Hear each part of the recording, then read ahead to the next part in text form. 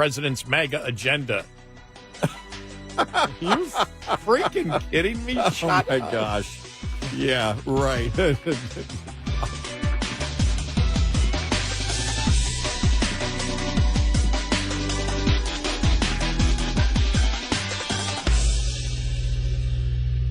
This is on Westwood One.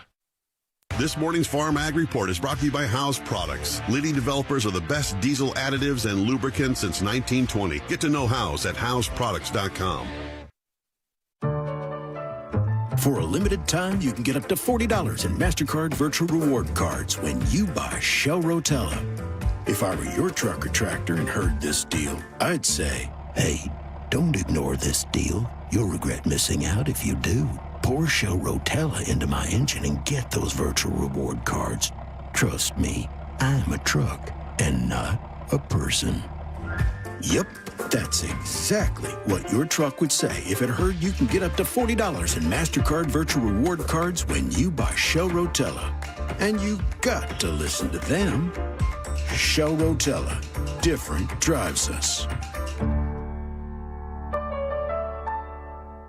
Offer ends November 30th, 2025. Terms apply. See Rotella.com/rewards for details. Card is issued by Sutton Bank, member FDIC, pursuant to license by MasterCard. MasterCard is a registered trademark, and the circle's design is a trademark of MasterCard International Incorporated. When it comes to truck insurance and cargo coverage, you need a partner who's in it for the long haul.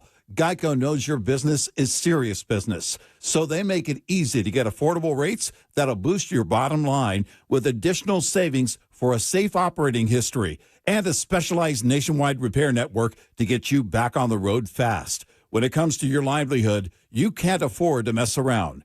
Get a quote at geico.com and trade up to a provider that has your back. There are few nonprofits in the trucking industry, and even fewer that tangibly make a difference in the lives of professional truck drivers.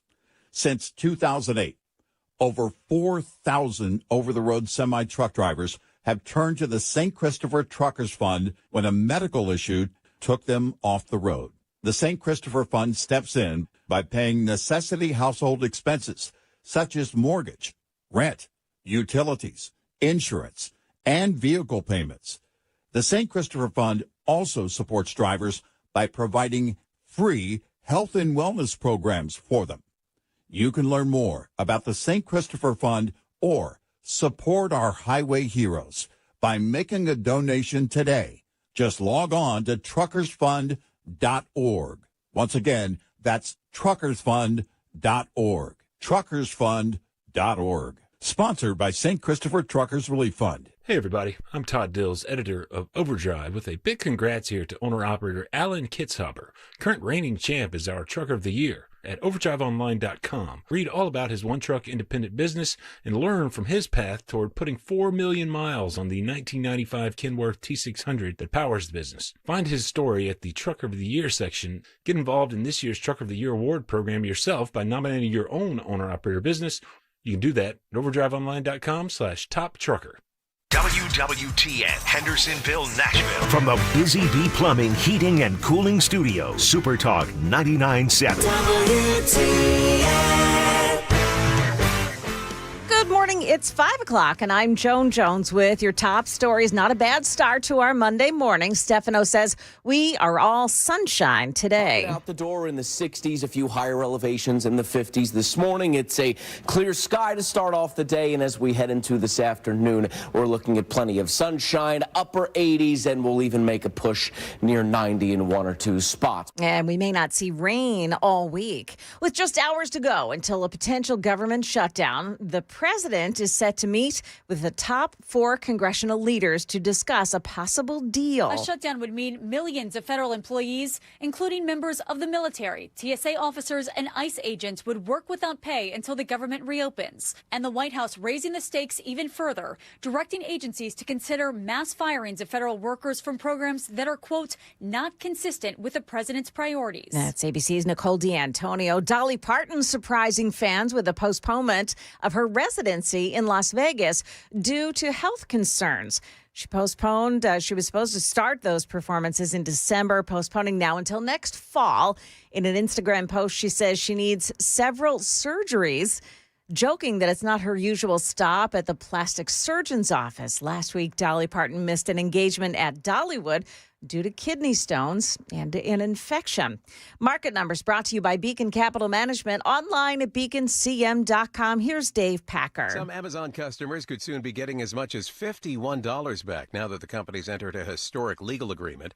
The deal centers on government claims that Amazon deceived people into signing up for a subscription to Prime and making it hard for them to cancel. The Federal Trade Commission has claimed Amazon enrolled millions of people in Prime without their consent and is now required to pay $1 billion in civil penalties and $1.5 billion in refunds. The Trump administration moving forward with the deal that would allow the U.S. government to take a small equity stake in a Canadian company that's developing one of the world's largest lithium mines. This week, we'll get quarterly reports on earnings from athletic wear giant Nike, payroll processor Paychex, and Carnival Cruise Lines. And at the end of the week on Friday, all eyes on the non-farm payrolls report. That's something the Fed will be looking very closely at. A strong number could put a damper on pressure for another Fed rate cut.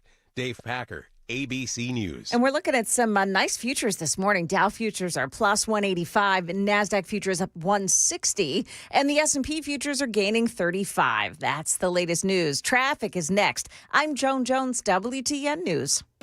When you're hiring, have you ever felt like you're missing out on meeting great candidates? Well, they're not hard to find when you go to ZipRecruiter.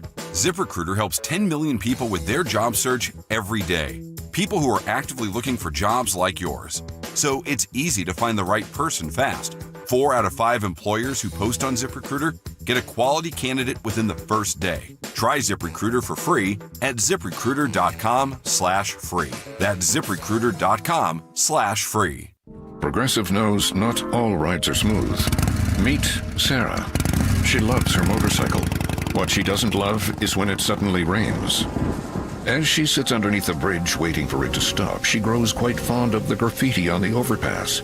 She really likes the one with John Hart's Claire and wonders if they're still together. Not every ride is smooth, but Progressive has your back. Get an online quote in as little as 3 minutes and see if you can save with America's #1 motorcycle insurer. Progressive Casualty Insurance Company and affiliates, not available in D.C. The #1 problem we see at our clinic is delaying treatment. ED can get worse. Book your appointment right now. Call 615-208-9090. Prefer privacy? Book online in under 30 seconds at TennesseeMen'sClinic.com.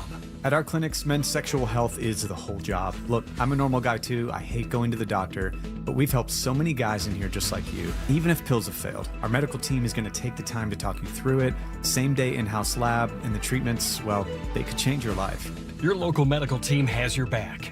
ED, performance, Peyronie's, size and shape modeling. We tailor what works for you. I'll get to the point. Can you imagine epic performance and epic sex? Yeah, I said it. So stop guessing. A stronger you is closer than you think. We're available right now. Call 615-208-9090 or book in 30 seconds or less at TennesseeMen'sClinic.com. Tennessee Men's Clinic, making it happen. From the United Structural Systems WTN Traffic Center. Wow, looks good so far this morning. I don't see delays so far on any of the major roadways. Traffic every 10 minutes every morning on Super Talk 99.7 WTN. Brought to you by Alan Jackson Ministries. This and every Sunday night, don't miss Pastor Alan Jackson on Super Talk 99.7. From 7 to 8, he breaks down the news through a biblical lens. That's Pastor Alan Jackson, Sundays at 7 on 99.7 WTN. Information fueled.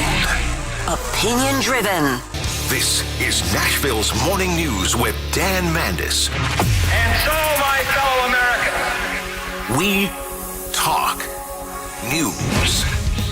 5:06, Nashville's Morning News on Super Talk 99.7 WTN. Good morning to your friends. Hope you are doing well and welcome on in to a Monday. Is it, to my understanding, Joan and Sam, I'm only hearing this secondhand, but from what I understand, people are out in front of the building right now with torches and pitchforks. Is that what I'm hearing, Joan? Yes. Have you heard that? No. Apparently the masses are really upset because Joan's webcam isn't working. Oh, no. From what I understand, Joan, your webcam is not working, and so people, can't see how, fantastic you look today. And I did all this makeup for nothing. I know. You know, at the risk of, being called down to human resources, you look fantastic today. All that work for nothing. Tell you what. And me, all I'm doing is blinding people on YouTube with my forehead. So you have that. We're So gonna anyway, get you a star screen. we are working with, what is a star screen? I don't even know what that is. Softens the edges. Oh, I've got a lot of edges to You're to- a little to edgy, soften, Dan. actually. Yes. Anyway, very good, and welcome to Monday, and hope you are doing well. And again, it usually does happen, Joan, as you know, that on Monday, the studios are usually just asunder, if you will. There's always something that happens over the weekend. I don't know what these people do and yes, I did say these people. Gremlins. I don't know what these people do on the weekends to destroy our studios, but that is what they do. I mean, by far, people all across Middle Tennessee watching on YouTube and Rumble and Facebook and all that, they're saying, why couldn't it have been Mandis's camera instead of Joan's camera? No. Anyway, we're working very hard to get Joan's camera up and running. We do have a lot going on today. First of all, Trump is working on a deal between Israel and Hamas. Now, that could be very big. I don't know if you heard over the weekend, Joan, this is very big news. The president has been posting on the socials about how they are very close to some sort of a deal between these two. We'll have to wait and see what happens. Yeah. That would be a huge win, obviously, for Donald Trump. Hamas is saying they have no idea what this is all about, so we'll have to see what happens. National Guard is in Memphis and Portland today, one of my favorite stories. Is it wrong? Do you know what we need to do? It's not. I can tell you already, it's not. We need... You know how some people like ASMR? Is it ASMR or AMSR? Whatever it is. To, help people relax and sleep and stuff? ASMR. ASMR. Do you know what I would like to see? I would like to see an entire website or Twitter feed devoted to just the National Guard cracking skulls of Antifa. Is that wrong? No. It would be so relaxing just to be able to see the National Guard crack the skulls of Antifa. I think the American people have just had it with this stuff, whether we're talking about Portland, Memphis, of course, National Guard going into Memphis this week. Is it today, Joan, that they're going in? To Memphis, yes. Well, so they're not being really clear about it. Okay. But everybody is focused on it today. They wouldn't have cameras there. They wouldn't have all this happening if it wasn't happening today. So, yeah, right. I do think it's today. So we'll get into that as well. I mean, we do have a lot. We do have a couple of shootings across the country that we also have to talk about today. And okay, got it. Do you know what I love, Joan? When Sam whispers in your ear while you're mid-sentence. I'm in mid-monologue, and I'm going someplace, and then I get Sam talking into my ear. It's like, all right, whatever. Whispering sweet nothings. Oh, it was nothing. I don't know about sweet. All right, so just kidding. All right, so real quick. Joan, possibility of a government shutdown. We always... Joan's over there laughing, too. I didn't realize Sam was standing right next to me. Yeah. And so I looked his way, and it scared the daylights out of me. All right, so I do believe that there will be a government shutdown. I love that how Trump, just real quick, you guys work on that. You go ahead and turn your mic off, Joan, if you want, because I hear everybody talking in the background. So I love how President Trump, one of the things that he's saying is that if there's a government shutdown, it will lead to, wait for it, whole bunch of government layoffs. So, which, again, okay, if that's what happens, that's what happens. But every few months, we hear these threats of a government shutdown.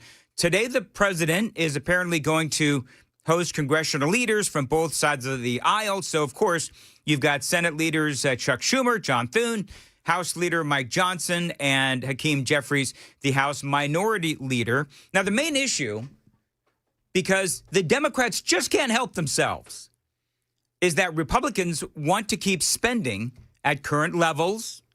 Not ideal, because I want the spending cut, but whatever.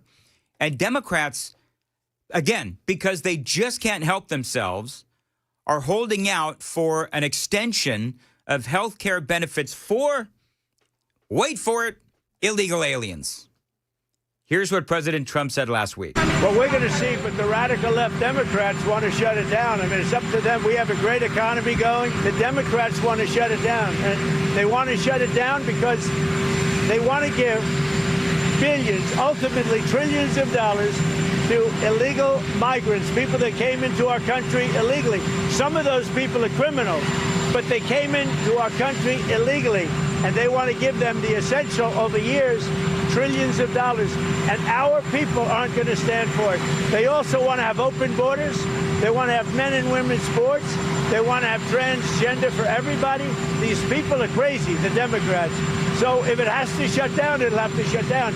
But they're the ones that are shutting down. You know what's interesting, too, is the president is so right when he says these people are crazy. And they're crazy for a couple of different reasons.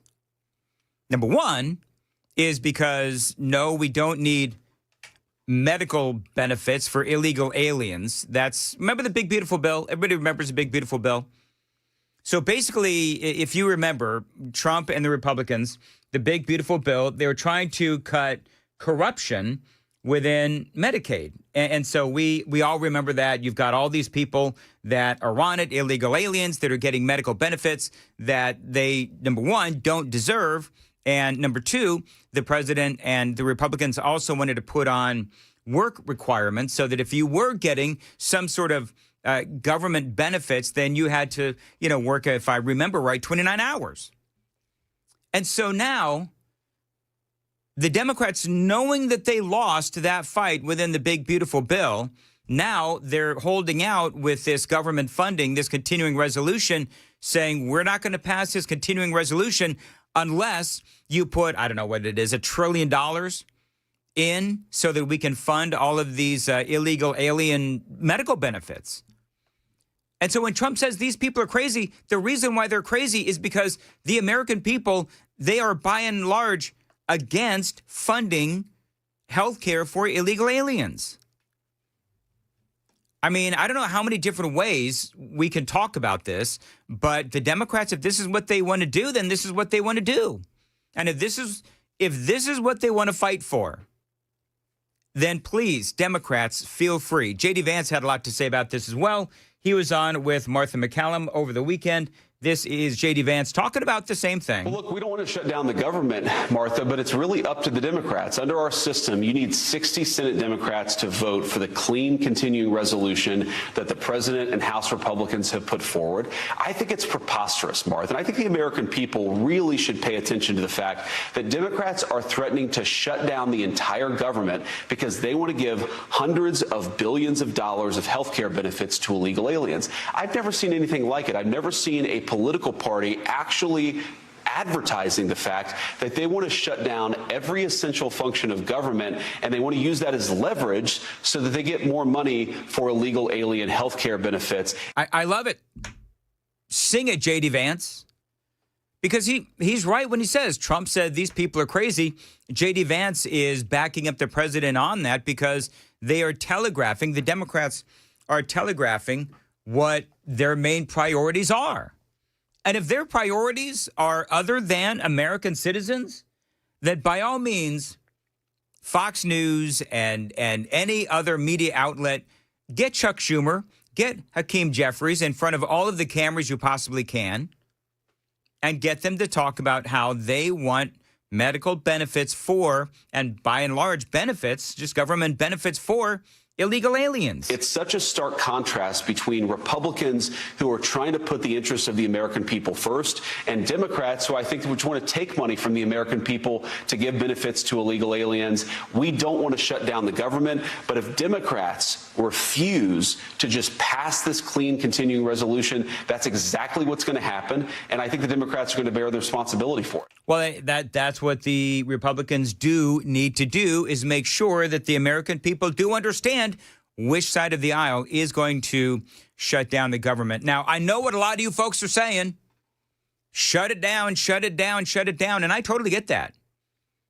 I love the fact that President Trump is out there saying, listen, if they refuse to work with us, then we will see, and I'll get into details on this, the OMB, the Office of Management and Budget, is giving a stark warning to Democrats, and we'll talk about that straight ahead. It is 5:16, time to check the roads on WTN.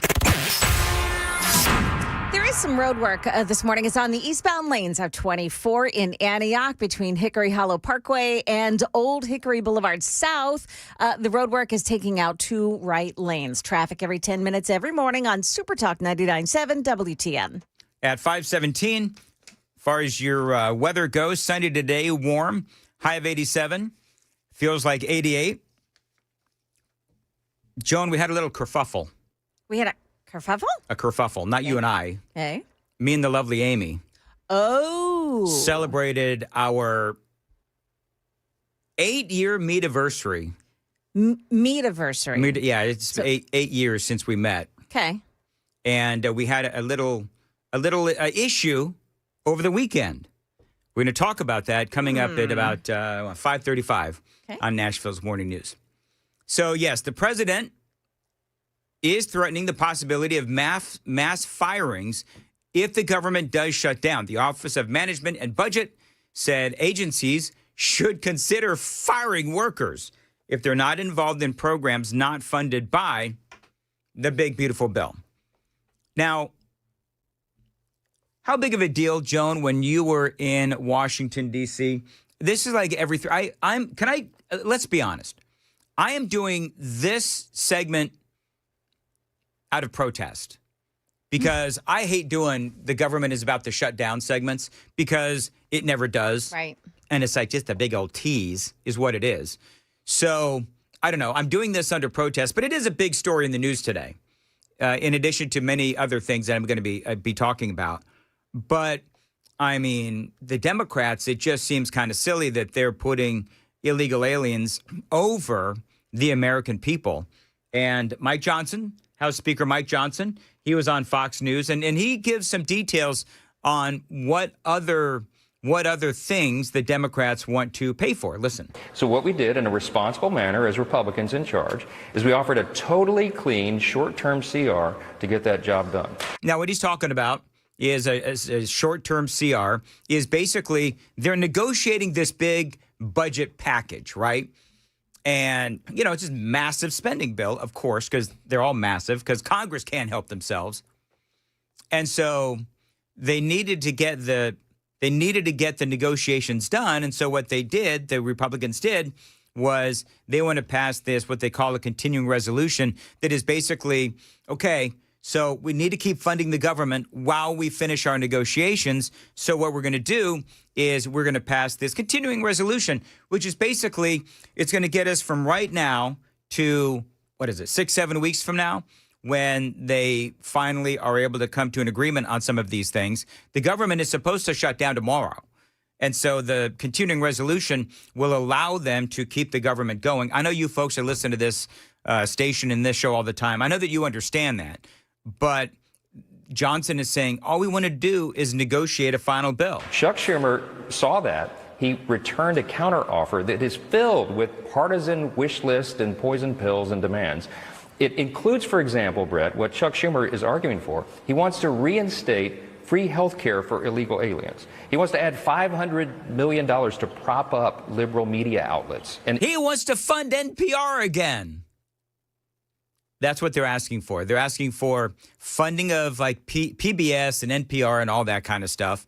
And again, health benefits for illegal aliens. And he wants to add a massive $1.4 trillion spending hike to what should be a simple 7-week stopgap funding measure. We can't do that. We're not going to do it. Yeah.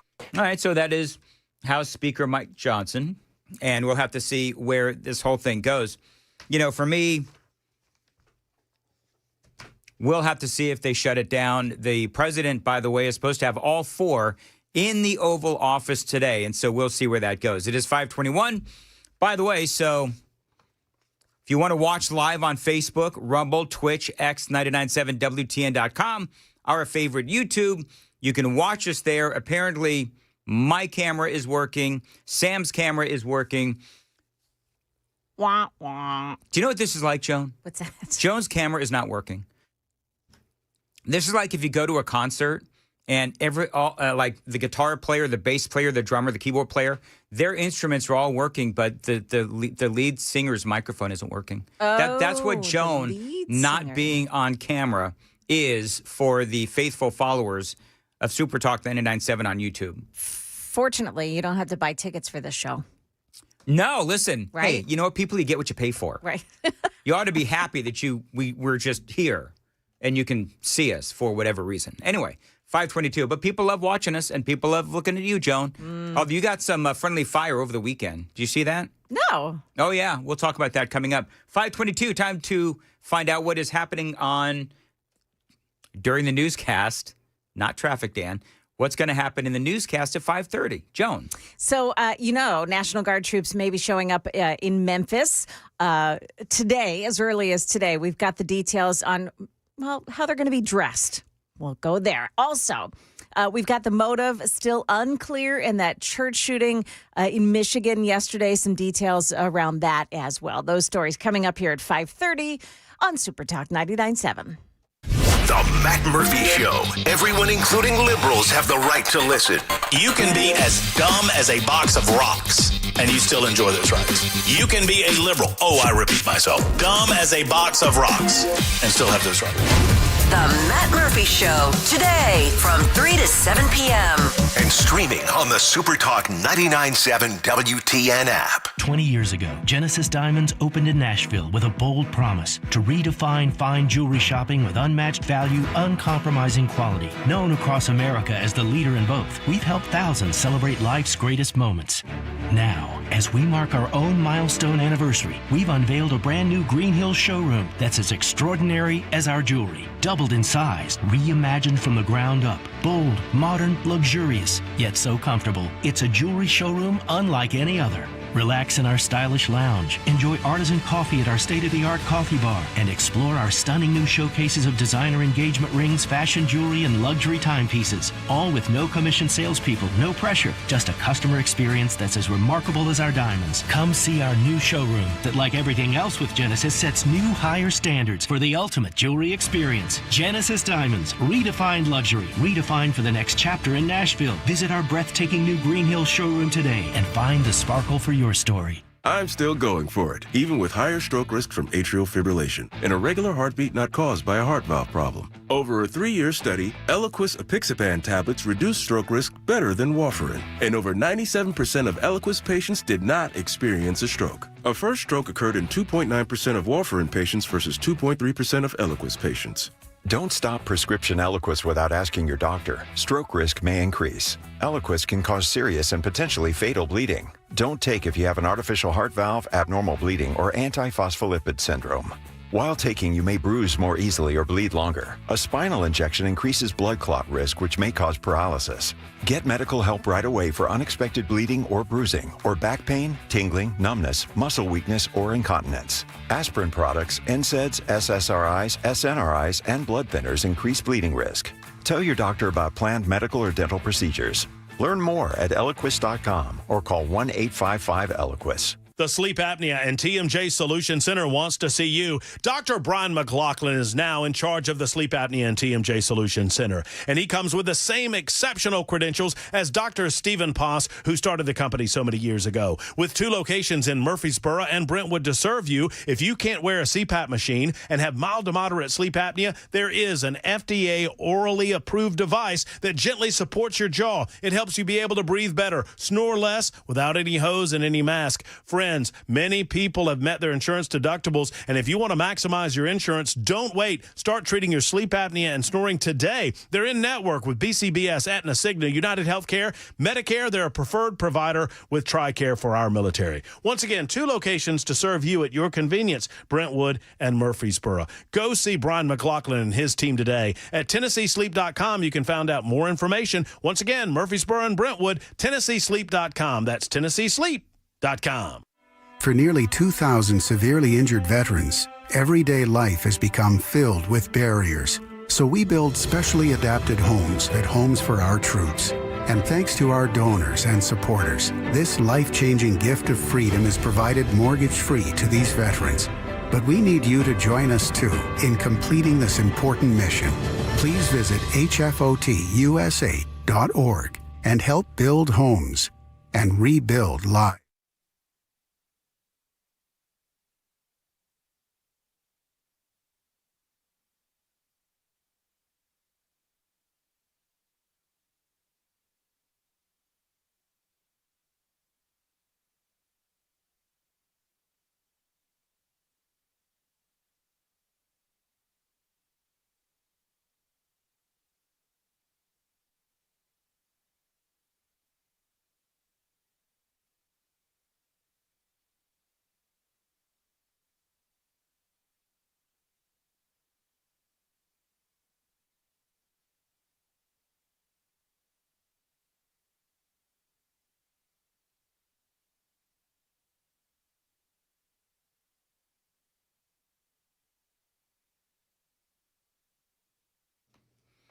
.527, Nashville's Morning News on Super Talk 99.7 WTN. Good morning to you, friends.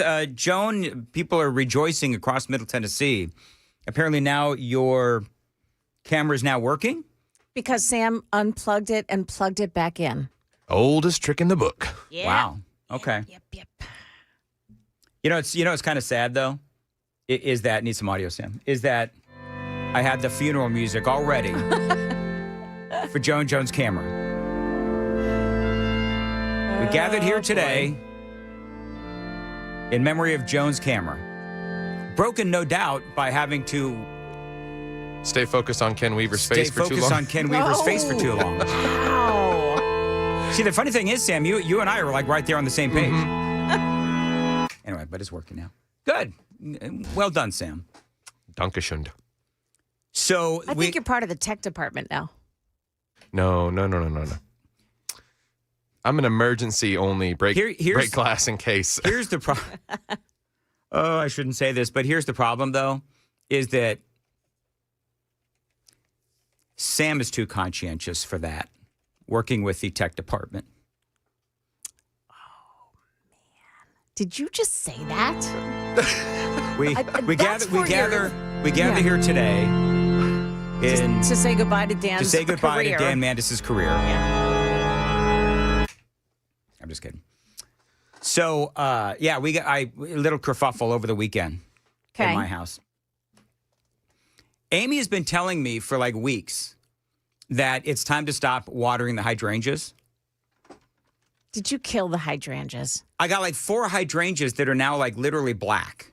Oh, no. Yeah. And so in my world, black hydrangeas don't matter because they're dying. That means that they're they're dead, right? Yeah, pretty much. So I, of course, I've been telling Amy, you've got to water the plants, the hydrangeas. These hydrangeas mean a lot to me. And so I said, honey, please water the hydrangeas. That's all you got to do. I do it at night. She does it in the morning. And so and now I got 4 black hydrangeas. So good job, Dan. We gathered here today to remember Dan's hydrangeas, who his wife killed. Oh, she did not kill them. She didn't water the hydrangeas. So I kind of gave Amy a little bit of what for.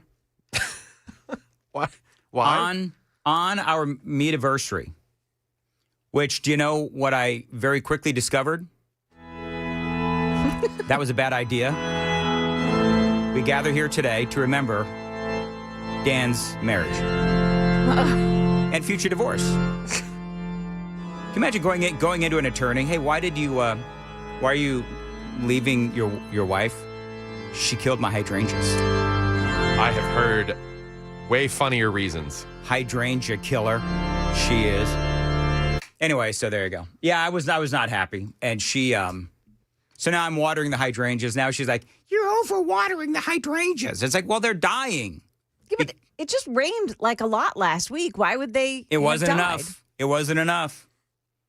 It wasn't enough to save them from the drought that is my wife. Are you sure that you didn't overwater them? It is 5:31 on Nashville's Morning News on Super Talk 99. We gather here today to remember the nice relationship that Joan and Dan once had. All right, it's time for news on WTN.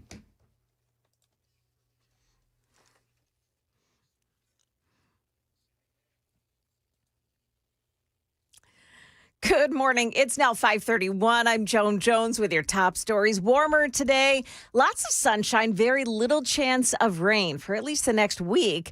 Right now we're at 61 degrees, going to near 90 this afternoon. National Guard troops could be in the city of Memphis starting today, part of President Trump's plan to battle high crime rates in the nation's big cities. Governor Lee is saying that the Memphis Safe Task Force, the members there will not be carrying weapons. And they'll be wearing easily identifiable uniforms and no masks. We have a generational opportunity to make Memphis a safe city. And we're not going to let anything hold us back from allowing this city to be all that it can be. Protesters hit the streets over the weekend. Channel 4 on the scene. Our cities don't need this. We need housing. We need jobs. We need opportunity. I don't want this for Memphis. I also don't want this for Nashville. I really don't want it for any U.S. city. 13 agencies will be involved in this operation. The Memphis police chief saying it's going to help put a dent in Memphis crime. In Michigan, officials in the town of Grand Blanc held a nighttime press briefing on the attack at a Mormon church where they've confirmed now 4 people are dead, but the search continues for more victims in a fire that destroyed that church. ABC's Josh Margolin tells us that the suspect is a 40-year-old Iraq War veteran who rammed his car into the front doors and then used gasoline to set fire to the building, all while shooting up the people inside the church. Officials last night at their final press briefing of the day said this was being investigated as an act of targeted violence, but they didn't say it was being investigated as an act of domestic terror or a hate crime.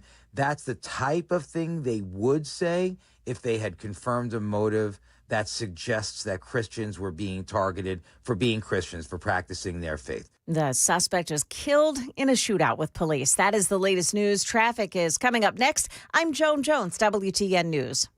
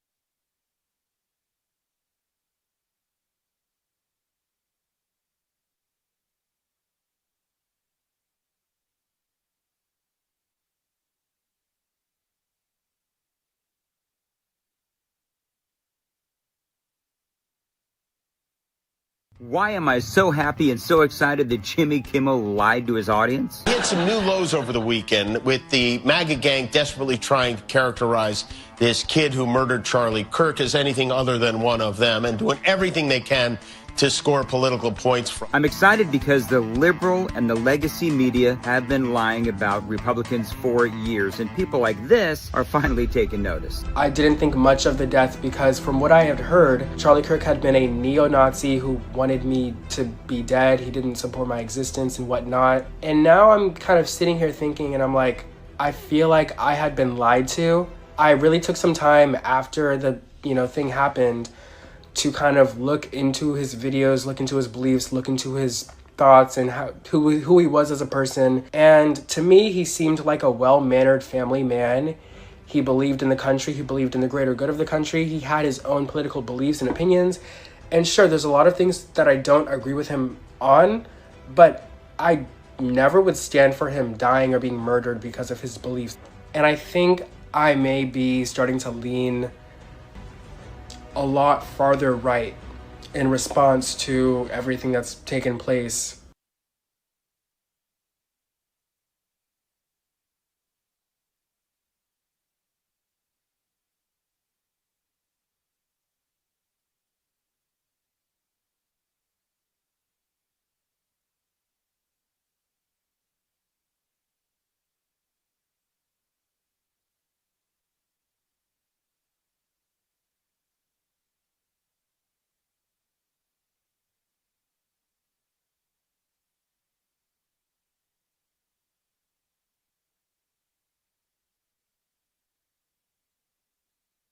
Watch on the eastbound lanes of 24 this morning in the Antioch area. There's some construction happening in that area, causing a slowdown in traffic. Also, Pleasant View, 24 eastbound. They're saying, same area this morning. They're starting to wrap that construction up, and they're saying that the road work now has just one lane open to traffic as they work to pull away all the construction cones and the equipment in that area. Traffic every 10 minutes every morning on Super Talk 99.7 WTN.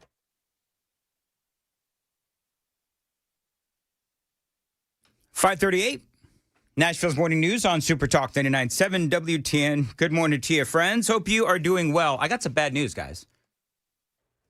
What is it? And, my car got broken into. At your house? Here at the station, of course. Here at the station? Yeah. What's horrifying is that I had a couple of Kamala Harris books in my front passenger seat. They broke into my car, and they left 4 more. Were they equally as water-soaked? See, that was a funny joke. Was that not funny? I thought that was funny. They broke into my car, and instead of taking the Kamala Harris books, they left 4 more, leaving me. That's the tragedy of the whole, whatever. I thought they were trying to help absorb, the moisture that was still locked in there. No, I took care of that. I took care of that. You know what happened with that whole thing? So the good news is that I had a bunch of clothes in my back seat that I had to take to the cleaner. So it was actually my clothing just got drenched, which is fine. Because I had to take them to the dry cleaner anyway. Joan, did you think my joke was funny? It was, I got it. I got it. But you didn't find it funny? It was, it was a great effort. Oh, wow. I'm getting an A for effort. Yeah. I know someone who thought it was funny. Who's that? Oh, Lordy. Hey, by the way, did you see that Kamala Harris was on Joy Reid's internet show? Oh, no. Yeah. Joy Reid gets more attention now than she ever did on MSNBC. You want to hear you want to hear a Kamala word salad? Oh, boy. This is a little Kamala word salad on Joy Reid's internet show. And you think this country is going to survive this regime? Only if we fight for the country. What a question. So do you think, I want to make sure we all got that. Yeah. Joy Reid, her hard-hitting question to Kamala Harris is, do you think the country is going to survive this regime? I mean, that's a little extreme, don't you think? But this is just the same kind of, gaslighting BS that we had to endure for 4 years under Joe Biden. So that's the question. And you think this country is going to survive this regime? Only if we fight for the country we love. And listen, that's another piece of this, which is I really want to remind people of the light that is in each of us, even in these moments of darkness, especially in these moments of darkness. We have to remember nobody gives us our light. It's ours. The hell, what? I think I said several times, many times probably, during the Biden-Harris regime, I want whatever she's smoking. Like, I really do. Because she goes into this, like, happy place where I don't know what her light is or what she is lighting, but whatever she's smoking, man, I think I want some. I think it's a combination of Chardonnay and Xanax. That's just my assumption. I'm throwing that guess out there. You know what? Yeah. Chardonnay and Xanax, that actually makes a lot of sense. You want to hear a little bit more? Because Kamala Harris is saying, don't let Donald Trump steal your light. So let's see it in ourselves. Let's see it in each other. It may be a little flicker right now because they're certainly trying to dim it. But don't let them extinguish our light. Right? And Joy Reid's like, even Joy Reid, I think, is like, what the hell is she talking about? What a ridiculous clown show. Thank you, Nancy Pelosi. See, even Nancy Pelosi understands that the Democrats are a ridiculous clown show. And again, I keep asking, why is she back? She's coming to Nashville, as a matter of fact. Did you hear this, Joan? No. Kamala Harris is coming to Nashville. Who sent me the description? Was that you, Sam, or was that you, Joan? Oh, I sent it to you. Joan Jones. I spend my free time trying not to think about Kamala Harris. No, I know, but the description was actually pretty damn funny, and I don't know if I still have it. Oh, I don't still. You don't have it? Do you have it, Joan? You sent it to me. It'll take me a second, but I can get there. Yeah, she's coming to Nashville, and she's very the description was very sort of, I don't know, not acknowledging the train wreckery that is Kamala Harris. I think we need to send, hey, Joan, I think we need to send our stunt boy, Sam. Oh, I think so. Yes. Didn't we talk about that on Friday? We did. Sending stunt boy Sam to go see Kamala Harris? Yeah. Maybe you can get some more Kamala Harris books for my car, Sam. Anyway. It is a bonfire season. We need some kindling. Oh, there you go. Mm-hmm. So, yeah, Kamala Harris is coming to Nashville. Okay. I don't even know did you find it yet, Joan? I did find it. All right, go ahead. So listen to this description. Where is she at the Ryman? She's at the Ryman. Okay. For the first time and with surprising and revealing insights, former Vice President Kamala Harris tells the story of one of the wildest and most consequential presidential campaigns in American history. During this event, Harris will share what she saw, what she learned, and what it'll take to move forward. With nuance, candor, and a unique perspective, Harris will lead a conversation about how we collectively chart a blueprint that sets an alternative vision for our country now. Every ticket includes a copy of her book. Why are the tickets $50? $30 of that is for the book. It takes readers inside the race for the presidency as no one has ever done before. Right. Except for Jake Tapper and all of these other people who have now written books on the train wreck that was not only the Biden administration, but also, Joe Biden staying in too long. But you know what the thing is? Okay, so let's just say it this way. If Joe Biden had not stayed in the race for so long, because, her book is called 107 Days, right? So she had 107 days to run for the White House. Do you think that if she had more time, she would have done better? No. See, she was so lacking in depth that I think 107 days, for me, we saw all that we needed to see of Kamala Harris. 107 days, when you're running for president and you're Kamala Harris and you're really like, you're shallow as in the first step of the pool shallow, then, that's all we needed to see. That's all the Democrats needed to see. And she's still, by the way, the other thing is that it, Joan? Yes, that is it. I want to point out that the book it's technically a slap in the face to Democrat voters who never had a say in who won the nomination for the Democrat primary. They just thrust her forward, and yet she's going to come out and brag about it like it's some kind of accomplishment. Nobody picked you. No, the party picked you, but no citizens had a say in what happened. So you're going to insult them. If there was ever a time for the ghost of Hank Williams to haunt something happening at the Ryman, it would be this event. Well, I mean, we're not talking about violence or anything like that. But I turning mean, lights off, messing with microphones, scaring people. You know what? At the Ryman, they need to take a clue from what happened to Trump at NATO. Right? So if there's I've never been to the Ryman, but if there's an escalator, stop the escalator. Oh, wouldn't that be funny? Mess with the volume up and down on the microphone. And what else happened to Trump?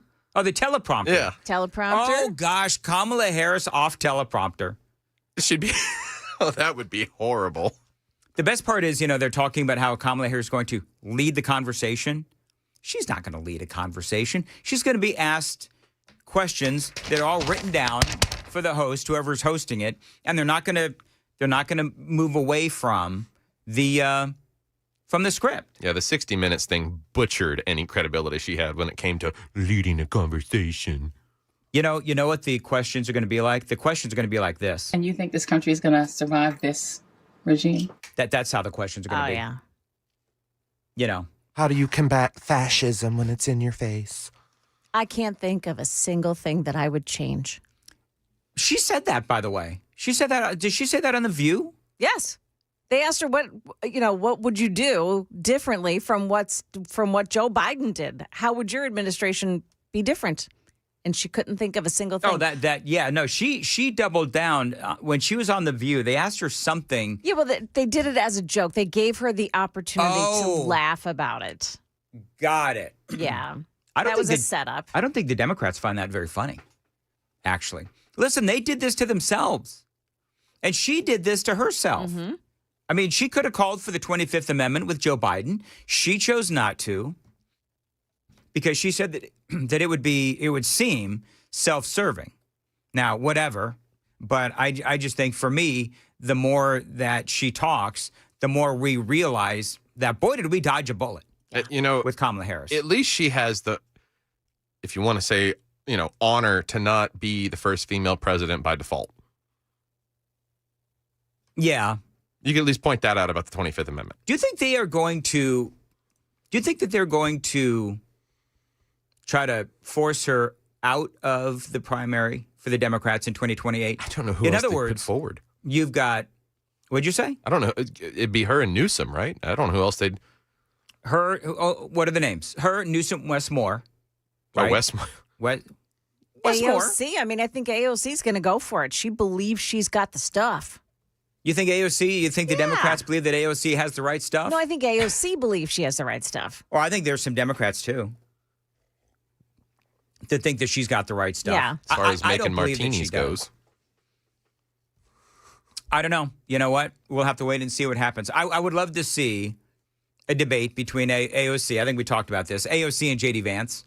I think that would be a great debate. I'm the boss.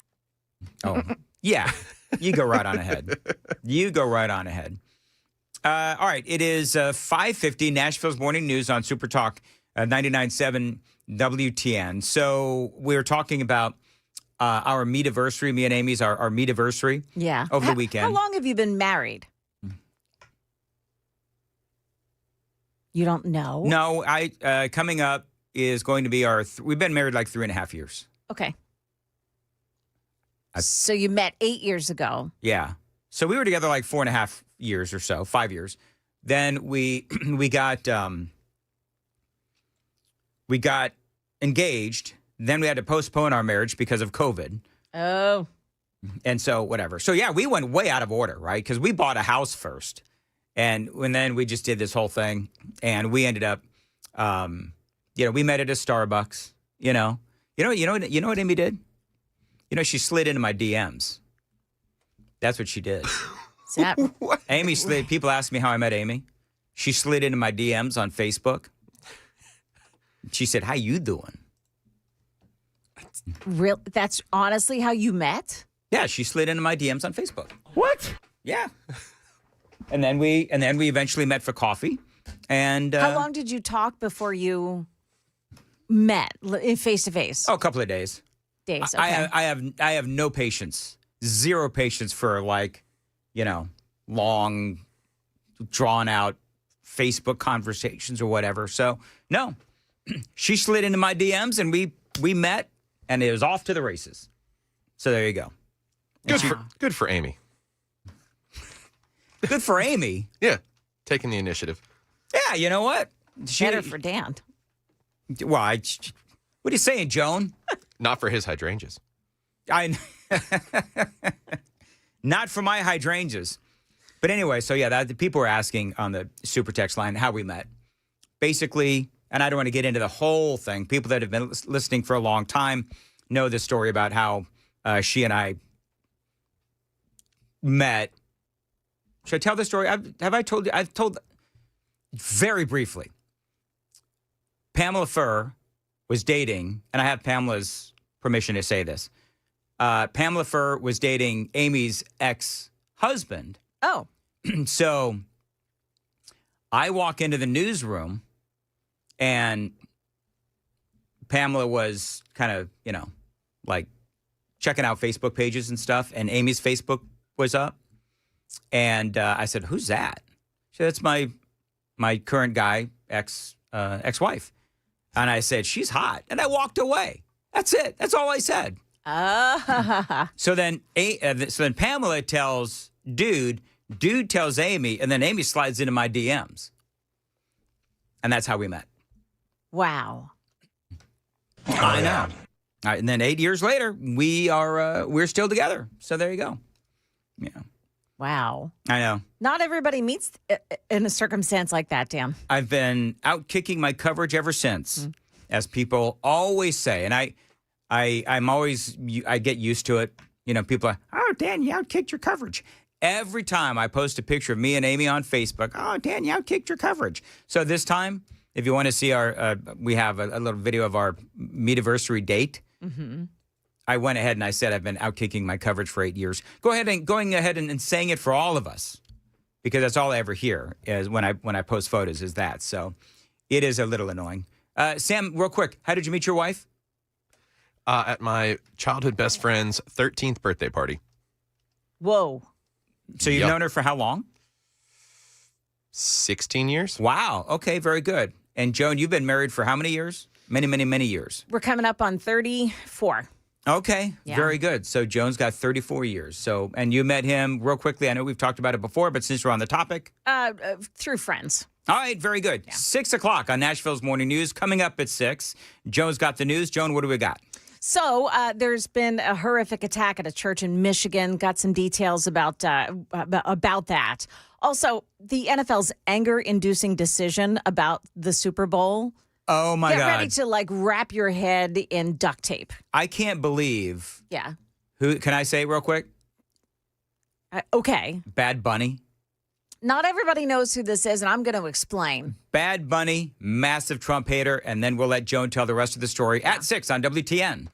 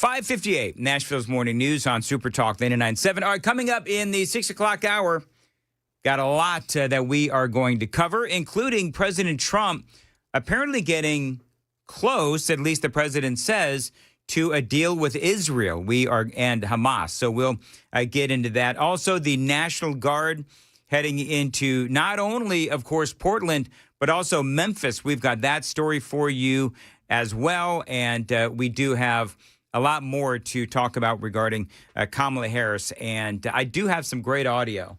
This is the representative on, I need some video. This is the representative. Is it just me or Democrats getting weirder over time? So this is the representative out of Portland. Her name is Bynum, and she seems to be channeling her best Tish James. It's Rep. Bynum here, and I'm here to tell you that the President of the United States saw fit to put his tiny little fingers in the phone Weirdo. And declare war on my city. Actually, Antifa Representative Bynum has declared war on your city. Mr. President, I am here to tell you, number one, before you send one troop to Portland, run us our money. Give us our money that we were promised for our water. Give us our money that we were promised. All you can do is send troops. All you can send is mothers' babies. Right. All you can send is goons, but you can't run us our money. You're a coward. So there you go. That is the representative out of Oregon. That was weird. Yeah, she does sound weird. So anyway, we'll talk about what is going on not only in Portland, but also the infuriating situation. Yes, the infuriating situation out of Memphis. It is all straight ahead on Super Talk 99.7 WTN.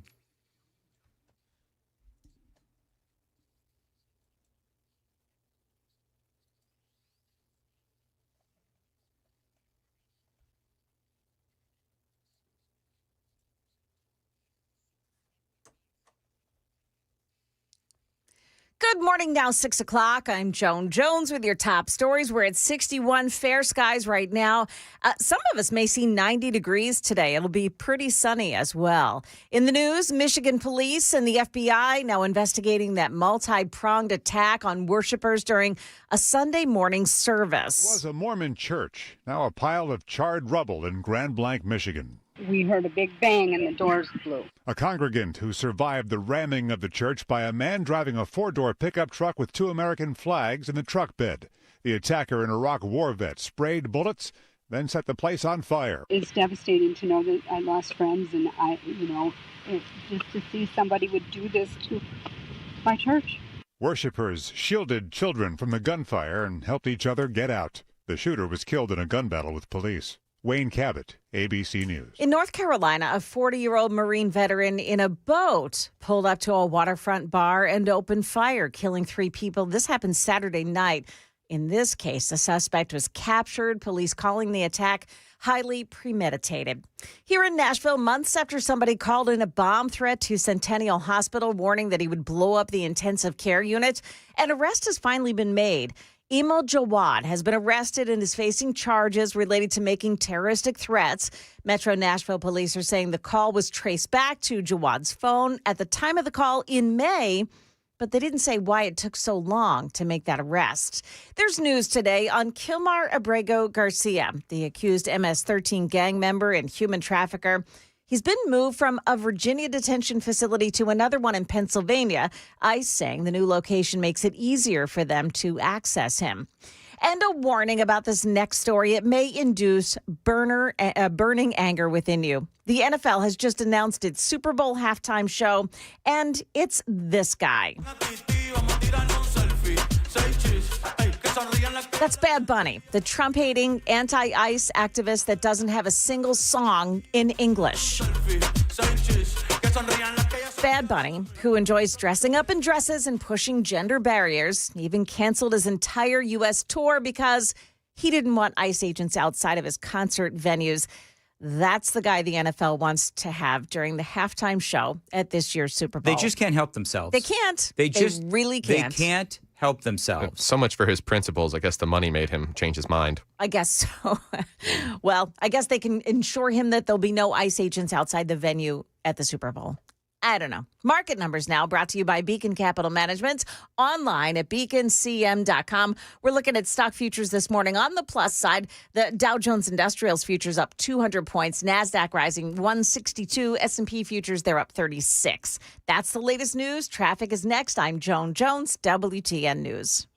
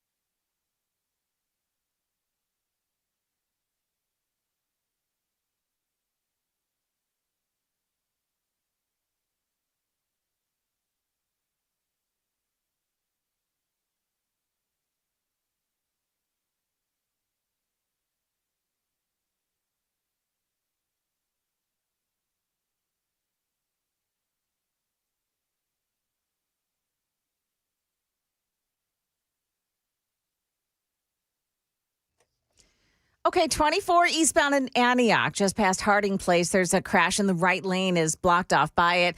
Up in Pleasant View, 24 eastbound, it's road work with just one lane open between Springfield and New Hope Road. You've got delays starting now on 24 westbound side, starting at the Laverne area up to Nashville. Looks like things are running okay. However, on 40, traffic every 10 minutes every morning on Super Talk 99.7 WTN.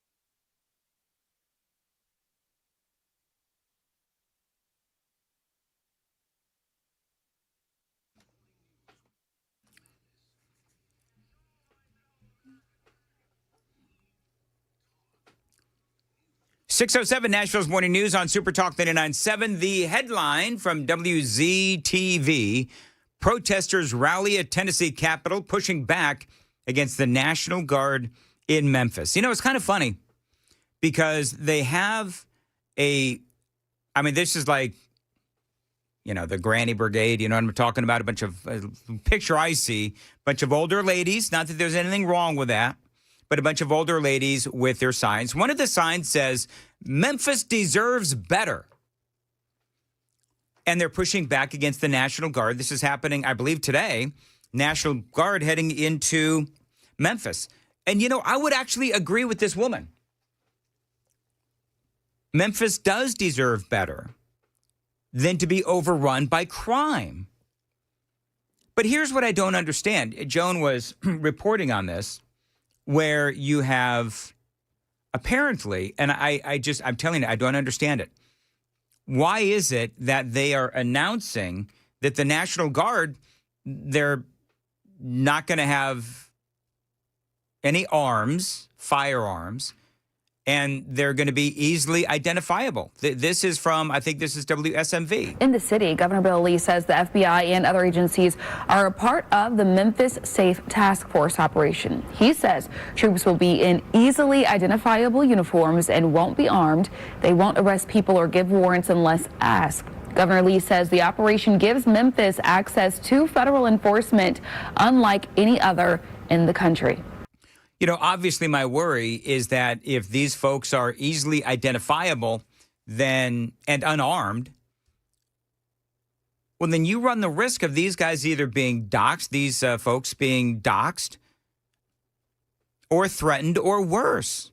And the fact that they're advertising this is a little infuriating, to be honest with you. But they do. Memphis does deserve better. This woman is absolutely right. This was, I guess, over the weekend. Protesters gathered at the Tennessee State Capitol on Saturday, voicing opposition to the expected 150 National Guard troops arriving in Memphis starting on Monday. It is a move that Tennessee Governor Bill Lee said is aimed at curbing the city's violent crime rate. I mean, the left can say all they want about the crime rate in Memphis. Oh, it's not that bad. Oh, it's going down. It's bad in Memphis, and everyone knows it. And I love what, you know, our congressmen and the people running for governor, I love what they all have said, which is that Tennessee will never be all it can be as long as we've got Memphis as an absolute train wreck. Governor Lee saying the Memphis Safe Task Force would help reduce crime in Memphis, which is ranked at the top of the FBI's 2024 list of the most violent U.S. cities. According to the FBI's annual Uniform Crime Report, Memphis reported 2,457 violent crimes per 100,000 residents last year, the highest in the nation. So I do agree with the left. Memphis does deserve better. They got some people saying deploying any National Guard troops to a Tennessee city is entirely unnecessary. It is a waste of resources, said one protester, Mandy Cook, with Sumner Indivisible, an advocacy group based outside of Nashville with chapters across the state. Okay, well then I would say to, you know what I would say to the people out there at Sumner Indivisible? Why did you go just walk down the street at 10 o'clock on a Saturday night in Memphis? Just go do that and see how that works out for you. More than likely, it probably wouldn't. And so this is part of what the president is trying to do. He is trying to fulfill a campaign promise where he wants to bring safety to the crime-ridden streets of America. I mean, part of the news cycle today, the president sending National Guard troops to the streets of Portland. Now, we all know that Portland has been one of the epicenters of Antifa, and that downtown Portland has been under siege for, I mean, it's been a couple of years, hasn't it? It's been a couple of years since the president, since Antifa has been taken over the city of Portland. And the people in Portland, there's a couple of things going on in Portland. Number one, you have people that live in Portland, and they're really happy. But you have, of course, Antifa, who have taken over the streets of Portland, and they're not happy. This is from the Associated Press. President Trump ordering the Department of War to dispatch all necessary troops to Portland, Oregon, to secure the city and safeguard immigration and customs enforcement personnel, the president said on Saturday. Trump also confirming he is authorizing full force if necessary, amid a spate of daily protests against the federal ICE detention facility in Portland that have intensified since June. I mean, you look at everything that's been going on. I mean, remember that Portland, Antifa took over a police station during the Summer of Love back in, I think it was 2020. But since mid-June, listen to this. They've had multiple attacks on ICE agents and facilities.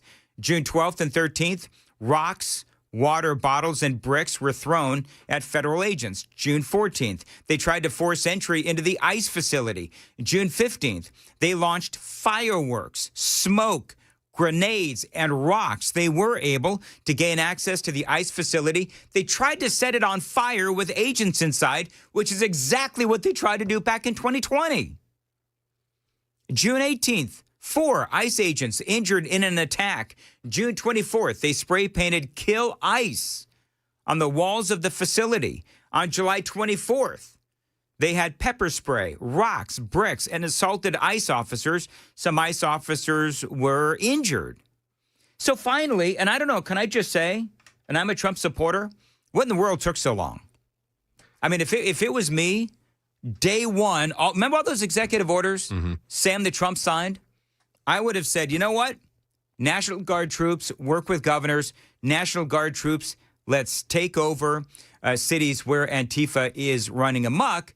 But now Trump is looking at designating Antifa as a domestic terrorist organization, which he absolutely should. And going back to the Summer of Love protests, or so, they firebombed the federal courthouse. So it's not even that they're just going after the ICE agents. The whole ruse of Antifa, anti-fascist, means that we're the real fascists and we want to burn down the current institutions and build up our own. Yep. Now, what do locals think about all this? We'll talk about that straight ahead. 6:15, time to check the roads on WTN.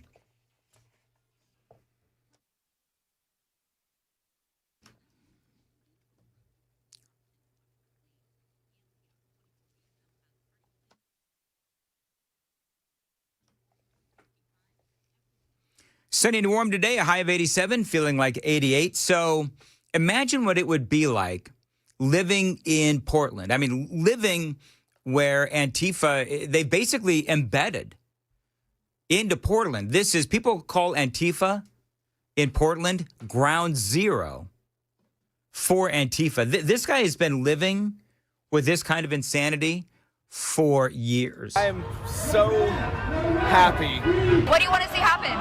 I want him to come in and mess them up and just annihilate these people. Whatever force they need.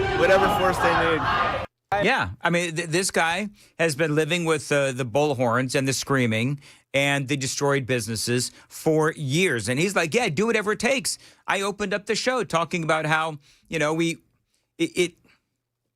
I know that I shouldn't feel gratification at the thoughts of Antifa getting their ever-loving butt kicked, but I do. And I want to see some skulls cracked. I do. Because these folks, number one, they are professional agitators. And number two is that they're being paid. And part of the dynamic is this. Part of the dynamic is that you have lawyers literally on the ground in places like Portland when they're doing all of these protests and the chants and all that other stuff. And do you know that they have lawyers literally embedded within Antifa? Did you know that? They wear green hats, like neon green hats. And these are the lawyers that are telling the members of Antifa how not to get arrested, or how to get arrested, but make sure that no real charges ever really stick. Because they also know that they've got the local district attorneys on their side. And you know who's funding them, obviously, is George Soros. We're going to get to that in a second. But one thing that does have to happen is that these guys and women from Antifa, they need to spend a considerable amount of time in prison. Because to them, these are simply put professional agitators. They commit crimes, they get bailed out, released, no jail time, and to them, it is a badge of honor. And they do. They need to feel discomfort. This is what President Trump said at the end of last week. When you go out to Portland and you see what's happening in Portland, this is like nobody's ever seen anything like it every night. And this has gone on for years. They just burn the place down. Yeah, President Trump is right. That's what they do. They want to burn the place down. And so then he was asked about the people funding it. You're going to have two names. You're going to hear George Soros and Reid Hoffman funding Antifa and these other organizations. By the way, Andy No reported this over the weekend that, again, yes, these protesters have their own lawyers on site when they protest or when they riot or when they vandalize. They do wear these green neon hats, and they're there for the sole purpose of helping these rioters stay out of jail when they protest and when they riot.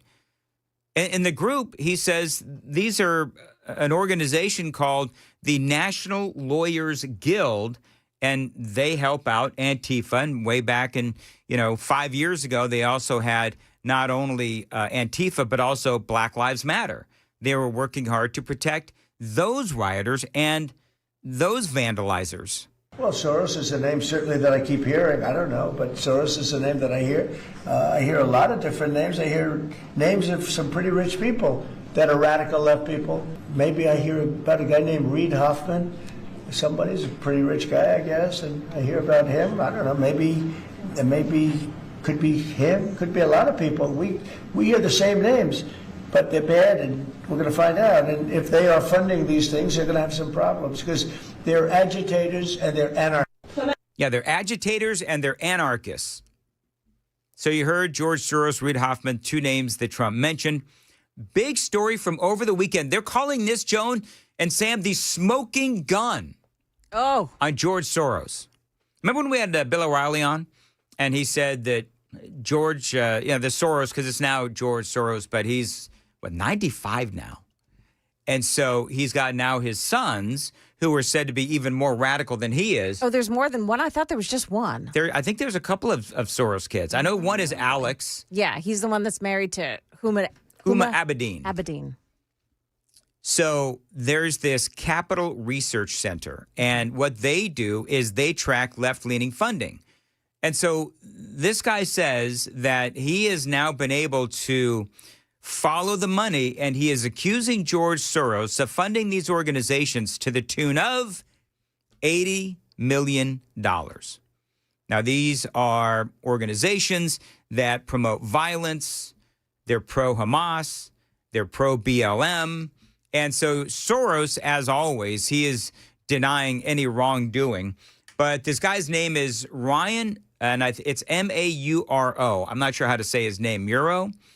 And he does run the Capital Research Center. And he was on with Glenn Beck hosting Charlie Kirk's show. And it was really interesting conversation. It was a long conversation. But one of the things that he said is, listen, we can follow the money, and we can follow the money right to George Soros, again, to the tune of $80 million.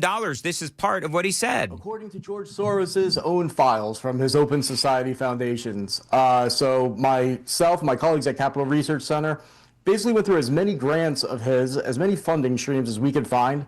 And here's the smoking guns that we believe that President Trump, if he's informed of it, can use to go after Soros's network of hate in various ways.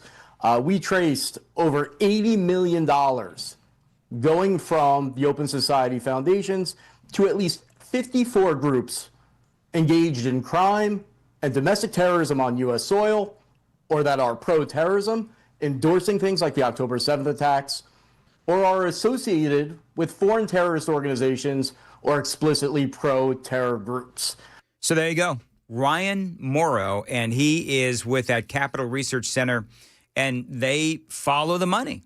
And they followed the money from, if you want to go backwards, you've got the protesters. You go to the companies that hire the protesters. You follow that to the organizations that hire the companies that have the protesters. And you follow that money all the way back to George Soros or this guy, Reid Hoffman. Now, Reid Hoffman, according to folks, is another Soros-type guy who funds anti-Trump lawsuits. Reid Hoffman is the guy that funded the E. Jean Carroll lawsuit against Donald Trump. Oh. And he also funded Nikki Haley's campaign, which, remember, we all talked about. The E. Jean Carroll case has got to be one of the most baffling civil cases in American history. To be sued for libel for saying you didn't assault somebody. Isn't that bizarre? And then, did you see her demeanor on these interviews after the fact? Oh, we covered it. She's a loon with a capital L. And by the way, Elon Musk has also accused this guy, Reid Hoffman, of also being involved with Epstein, and not in a good way. So we'll continue this conversation. By the way, Matthew Hurt is going to be joining us at 6:36 here on Super Talk 99.7 WTN. Going to talk about politics and everything going on today, including perhaps what is going on with the National Guard going into Portland. We also have the situation in Memphis that we've talked about. Also, we have ICE in Chicago as well. So a lot going on. The Super Text line is open, 615-737-9986. Joan has the news coming up at 6:30. Joan, what do we got? So we have a problem with a former fire chief in Overton County. We'll tell you what he did, why he's being charged with a crime. Also, President Trump's very busy schedule today. That's all coming up here at 6:30 on Super Talk 99.7 WTN.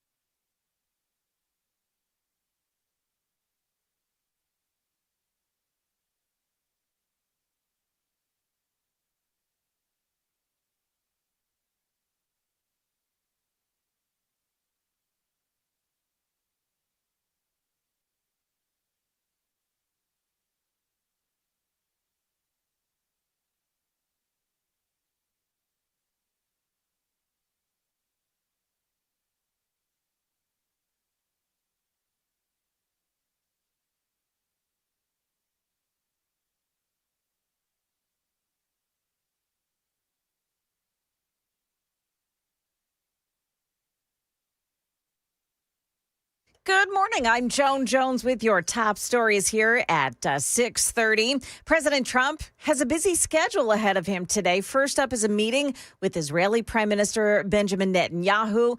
They'll discuss a possible ceasefire in Gaza. President Trump saying Netanyahu is on board with the plan to end Israel's war in Hamas. The main principles of the deal include the release of all hostages, Israel's withdrawal from the Gaza Strip, the disarming of Hamas, no annexation of any part of Gaza by Israel, and a future credible path for Palestinian statehood after the Palestinian Authority undergoes significant reforms. The deal also calls for the involvement of the Palestinian Authority in the new Gaza government, but Netanyahu has said that is a red line. And that's ABC's Nicole D'Antonio. I misspoke there. That war is with Hamas in Gaza. Then a meeting today with the 4 top congressional leaders over what could be a government shutdown. A shutdown means millions of federal employees, members of the military, TSA officers, ICE agents would go without pay until the government reopens. But the White House raising the stakes even further, directing agencies to consider mass firings of federal workers from programs that are not consistent with the president's priorities. That's ABC's Selena Wang. The former fire chief in Overton County, indicted now, David Akers, accused of misusing more than $86,000 in grant funds that had been awarded to Rickman Volunteer Fire Department. Here's WSMV4's Danielle Ledbetter. The money was supposed to be used to buy protective equipment and gear, but prosecutors say Akers used it to buy new cars, hunting equipment, and college football tickets. The Tennessee Comptroller's office saying Akers submitted false documentation to cover his tracks. That is the latest news, traffic, and weather next. I'm Joan Jones, WTN News. Thank you, Joan. At 6:32, Dan Mendes here is Zintex, Zintex, Zintex.com. You know, your bathroom is one of the biggest selling points when it comes to getting your home sold. And Zintex, they can help you with a huge upgrade and a special price and offer just for my listeners. Now, you can upgrade your bathtub into a walk-in shower with grab bars and a bench seat from Zintex. Now, this can help the older folks in your life, and a bathtub redesign can make your bathroom look amazing. Now, you're going to give these folks a call or find them online, Zintex, Zintex.com. You're going to find out that they are a family-owned and operated company, have been for 25 years. And last year, they were voted one of the best places to work in the construction industry. Remember, happy workers means good customer service. That is why I put my trust behind Zintex. Your work is going to be done in a day or less. It's going to be done on time and on budget. Right now, a great offer for my listeners. You mentioned WTN, you get a free Kohler toilet and get $999 off your bathroom project, or enjoy no interest for 2 full years. Whatever works best for you. Zintex, Zintex.com.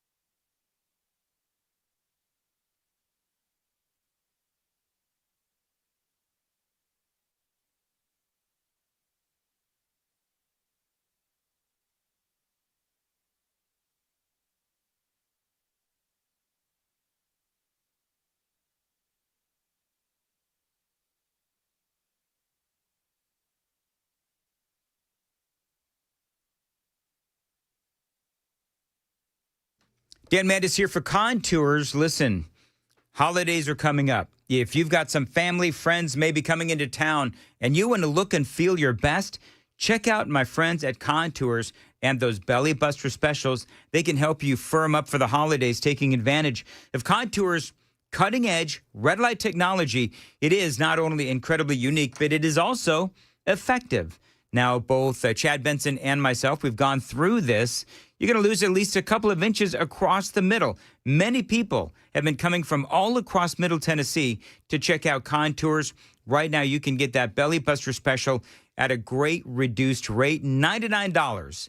That Belly Buster special is what you're going to get if you call this phone number right now, 615-236-9960. Again, firm up for the holidays, 615-236-9960.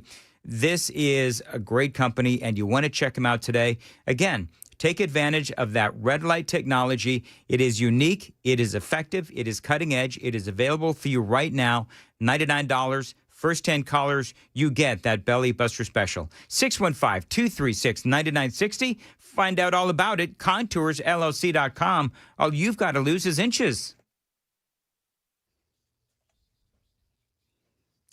Well, this looks more like it. We've got delays this morning on 24 now starting back at Smyrna. There's an accident on 24.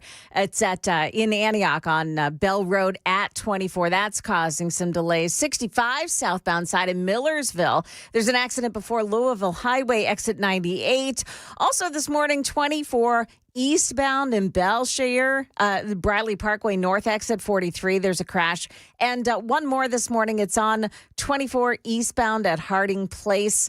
The crash there as well. Traffic every 10 minutes every morning on Super Talk 99.7 WTN.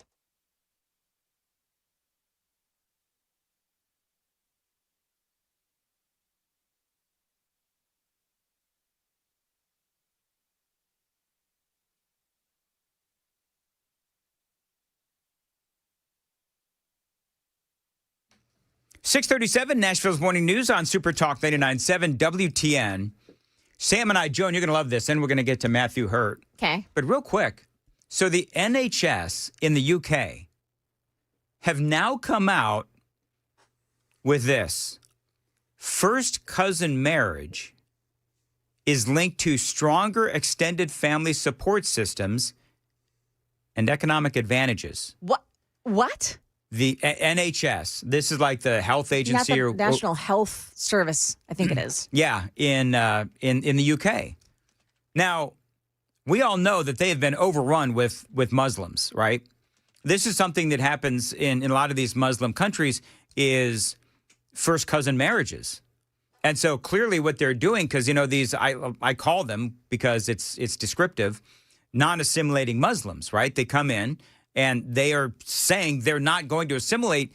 And now the NHS is saying, oh, yeah, first cousin marriages, rock on, man. And I think this is an acquiescing to the demands of the Muslim community in the United Kingdom. That is insane. Well, and it's ironic because obviously the UK had a long history of it. But then they were like, oh, it actually doubles chances of certain genetic deformities and recessive traits. So maybe let's stop doing that. But then here we are. And it's come full circle. Matthew Hurt is going to join us here on Super Talk 99.7 WTN. Matthew, I don't know if you heard all that, but you were in the UK. I don't know. Do you have any response to all of that? Well, you know, Dan, this makes family reunions a lot weirder. It will, won't it? But you know, I didn't see any of that in London. But it is interesting to see in communities with a high immigration influx how they change not only the law enforcement aspect and the laws, but the culture. It's very, very concerning to me.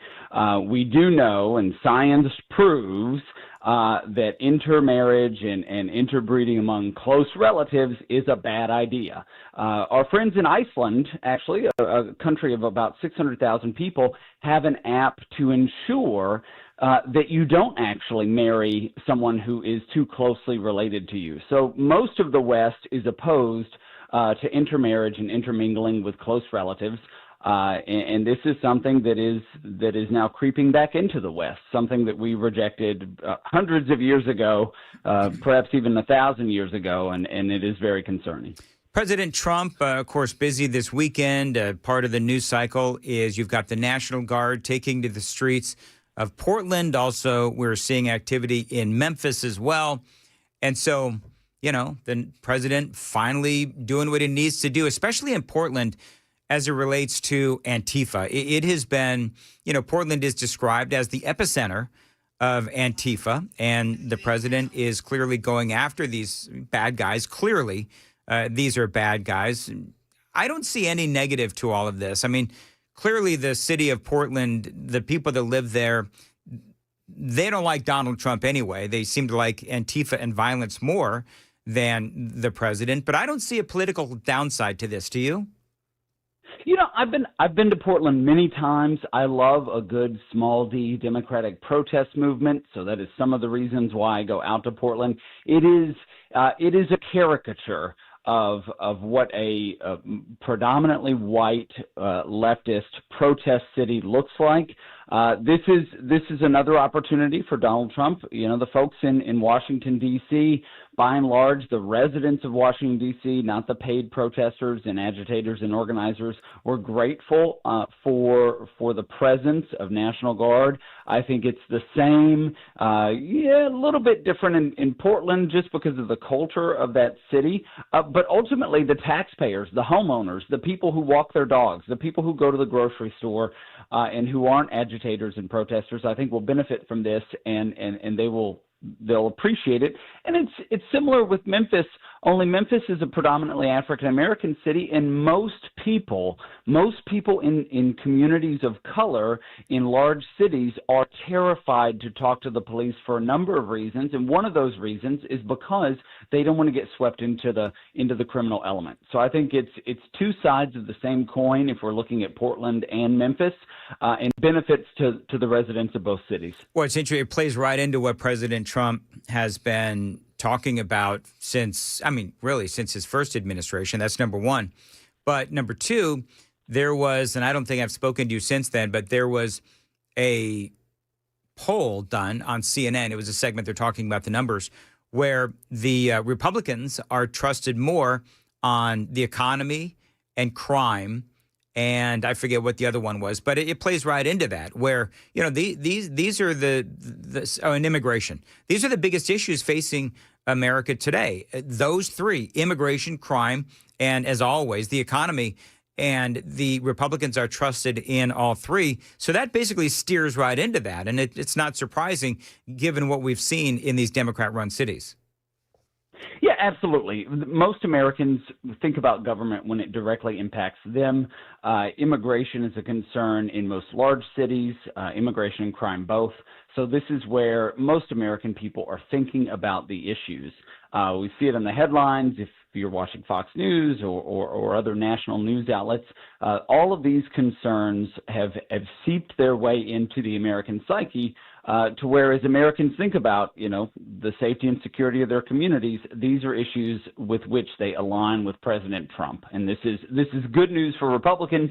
And as we look toward the midterms, these issues definitely benefit Republican candidates.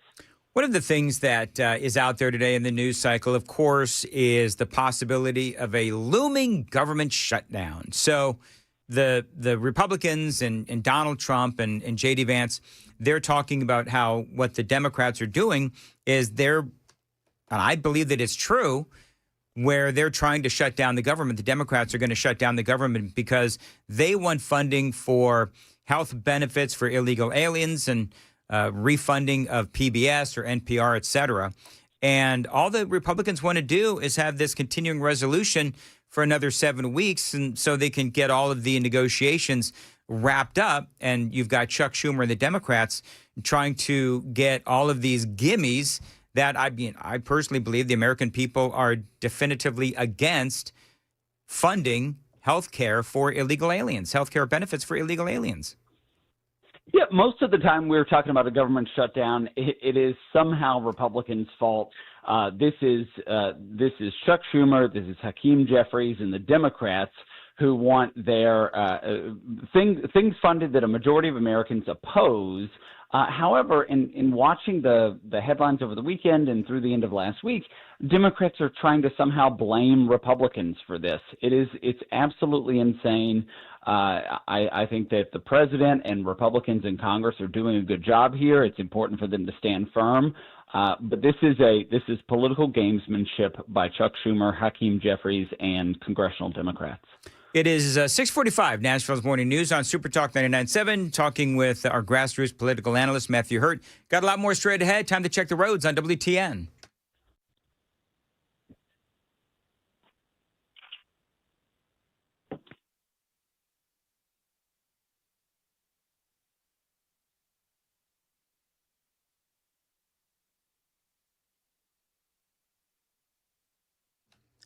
As far as your weather for today, sunny and warm, a high of 87. Going to feel like 88. Appreciate you listening to Nashville's Morning News. High stakes meeting today, Matthew, with Benjamin Netanyahu coming to see Donald Trump. The president has been posting on X over the weekend that, or on True Social, that they're getting close to an agreement between Israel and Hamas.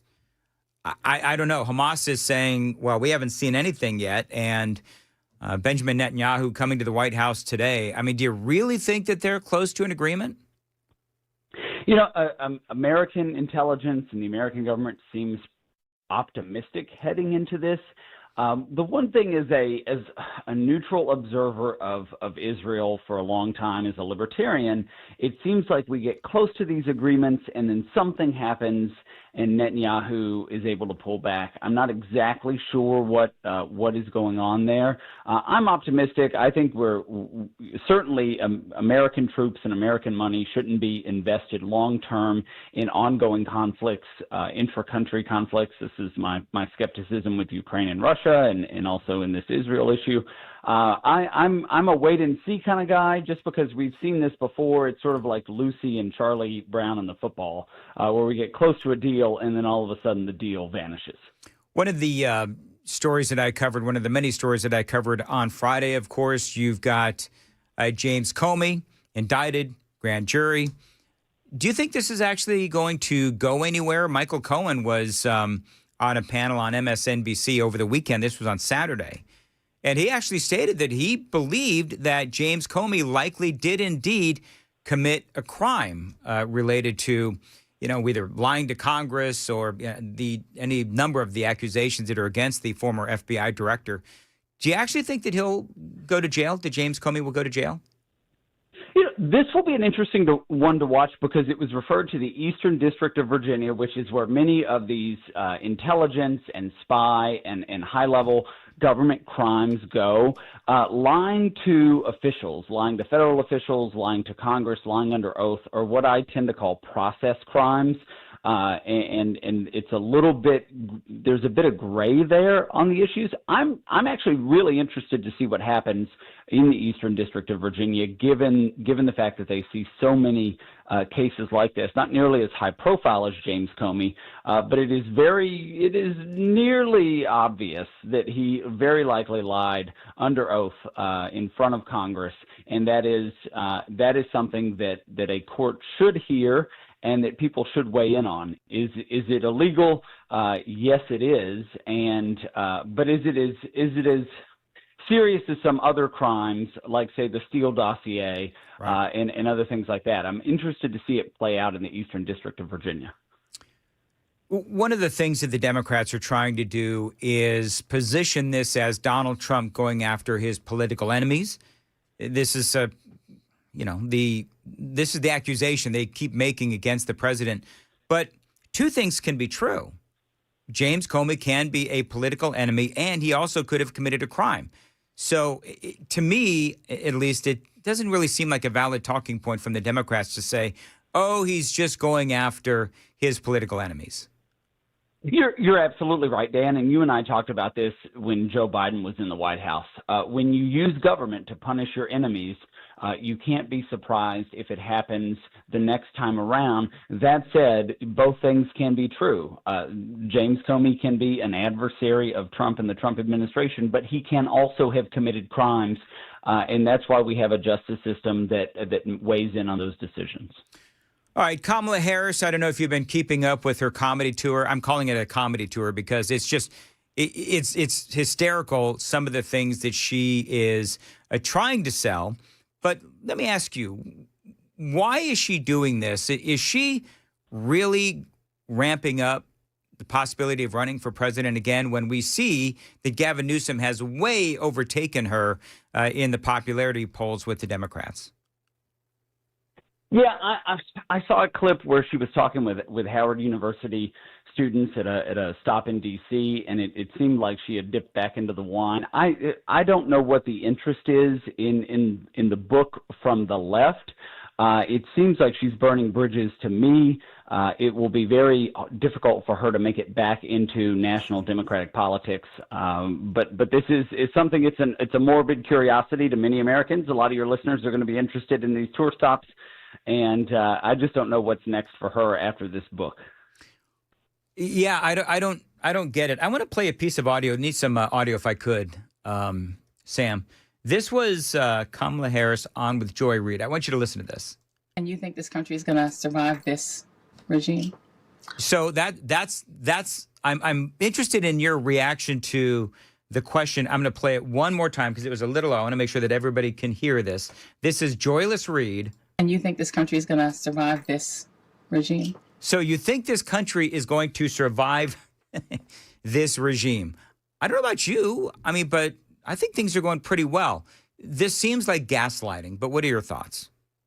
Yeah, many Americans are very comfortable with what President Trump is accomplishing. This is next level TDS from people who told their base that we were going to have a king if Donald Trump was elected, and they have to continue this delusion to lean in. Joy Reid, Kamala Harris, the far left folks you see on MSNBC, they are living in an alternate reality, and most Americans say, the issue with immigration is important. It seems to be addressed. The issue with the economy is important. It looks like we're addressing that. All of these issues that the American people care about, not the radical left talking points you see on MSNBC, the American people seem to be pretty content with what's happening, and it looks like gaslighting to me, Dan.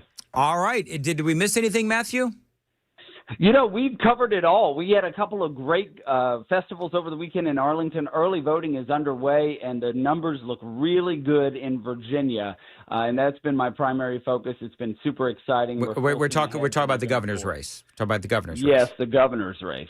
Full steam ahead to November 4th. There's an election in Virginia, and all eyes are on Virginia. All right, very good. And it is 6:52 on Super Talk. Thank you, Matthew. 6:52 on Super Talk 99.7. WTN. Looks like, Joan, I don't know if she's there, but 65 northbound, they've got like a couple of different accidents heading into the city. Uh-oh. And so it looks pretty backed up. So they've got one at Old Hickory, and bottom line is the traffic is slow northbound 65 from, I don't know, right around coming out of Franklin, heading up towards the downtown area. So we'll continue to cover the traffic for you. But if that's your way into town, I just know that you will see some delays. It is 6:53 on Nashville's Morning News on Super Talk 99.7. Coming up after the news at 7, we had a couple of shootings over the weekend. We are going to talk about that straight ahead after the news at 7 coming up. But during the newscast at 7, Joan, what do you got? So coming up here, the clock, of course, ticking on that government shutdown. We'll tell you what President Trump is planning to do about that today. Also, what is going on with Dolly Parton? She's canceling another appearance. She's citing her health. We'll tell you what we know about her condition here coming up at 7 o'clock on Super Talk 99.7 WTN.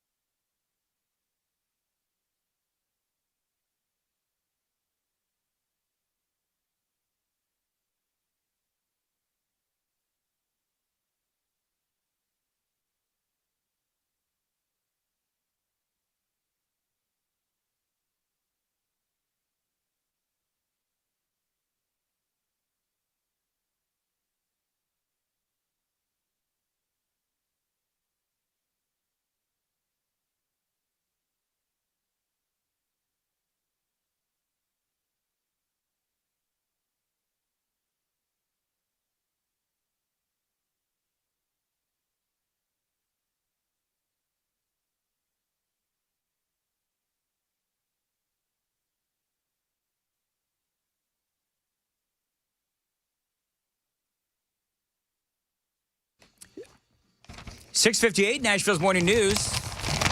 On I don't know, Joan, do you have this story about the stadium, the new Titan Stadium? No. Have you seen this? Sam, you seen this story? No. Apparently, the Titans are going to stay in the old stadium because they're going to save the new stadium for an actual NFL team. Oh!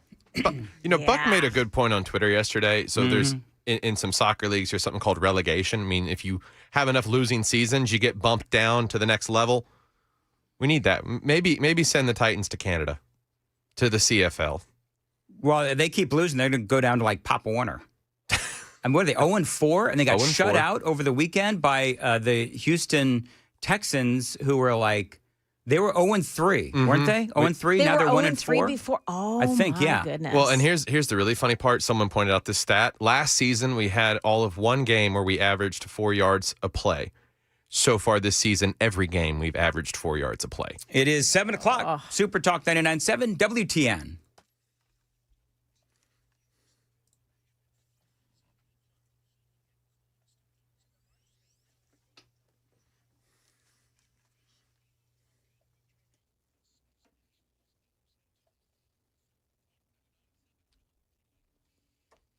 Good morning. I'm Joan Jones with your top stories. In just hours to go now until a potential government shutdown. President Trump is set to meet with the top 4 congressional leaders to discuss a possible deal. A shutdown would mean millions of federal employees, including members of the military, TSA officers, and ICE agents would work without pay until the government reopens. And the White House raising the stakes even further, directing agencies to consider mass firings of federal workers from programs that are, quote, not consistent with the president's priorities. That's ABC's Nicole D'Antonio. In a little over a month, voters in New York City are going to the polls.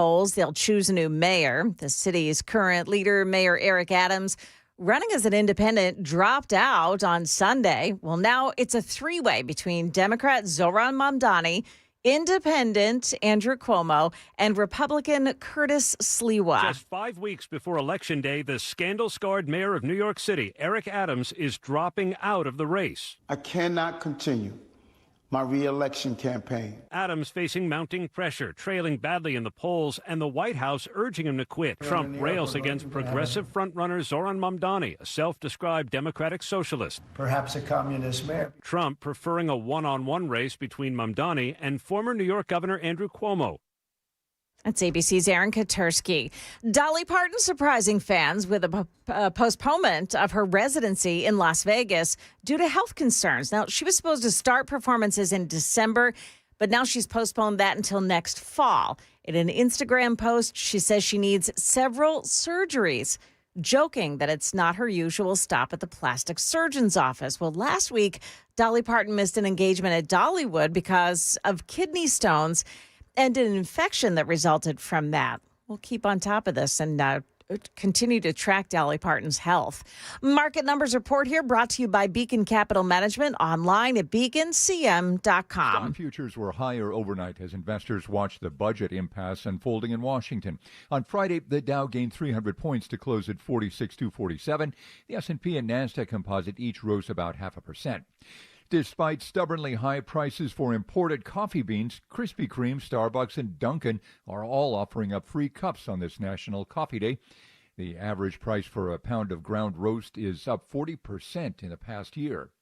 Gasoline prices, on the other hand, continue their gradual decline, with the average sitting at $3.09 per gallon nationally. A year ago, consumers were paying $3.18. The most expensive fuel is in California. The cheapest is in Oklahoma. One battle after another won the box office battle in its debut weekend. The comedy action thriller starring Leo DiCaprio hauled in $22.4 million during its rollout at 3,600 U.S. theaters, another $26 million overseas. Jim Ryan, ABC News. Stock futures on the rise this morning with the Dow Futures plus 147. That's the latest news, traffic, and weather next. I'm Joan Jones, WTN News.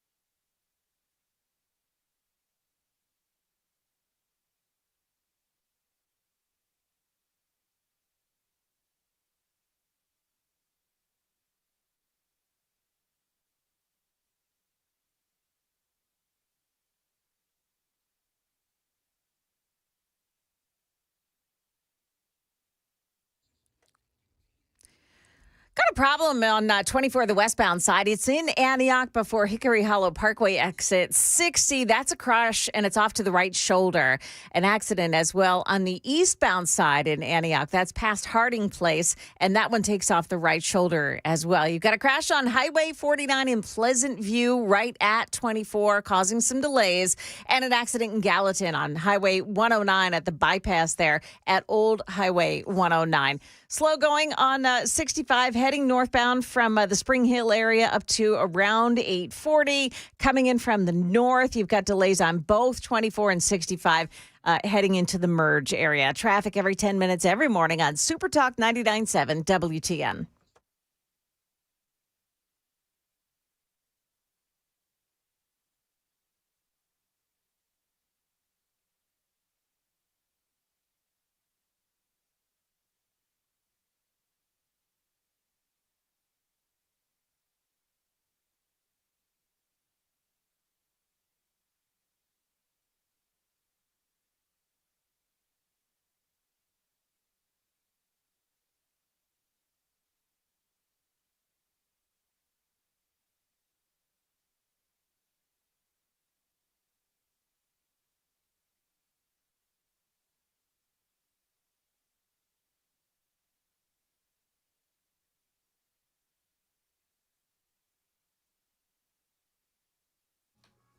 .706 on WTN. Super text line is open at 615-737-9986. Make sure you watch us on Facebook, Rumble, Twitch, X, 997WTN.com, and, of course, our favorite YouTube. You can listen to the show. You can watch the show anywhere that you stream or listen. It's a violent weekend, a church shooting in Michigan, another shooting in North Carolina. Let's get into this. The shooting in Michigan... And this is, and by the way, both of these guys, there's some similarities. Both of these shooters, they had said to have PTSD, both said to be Marines as well.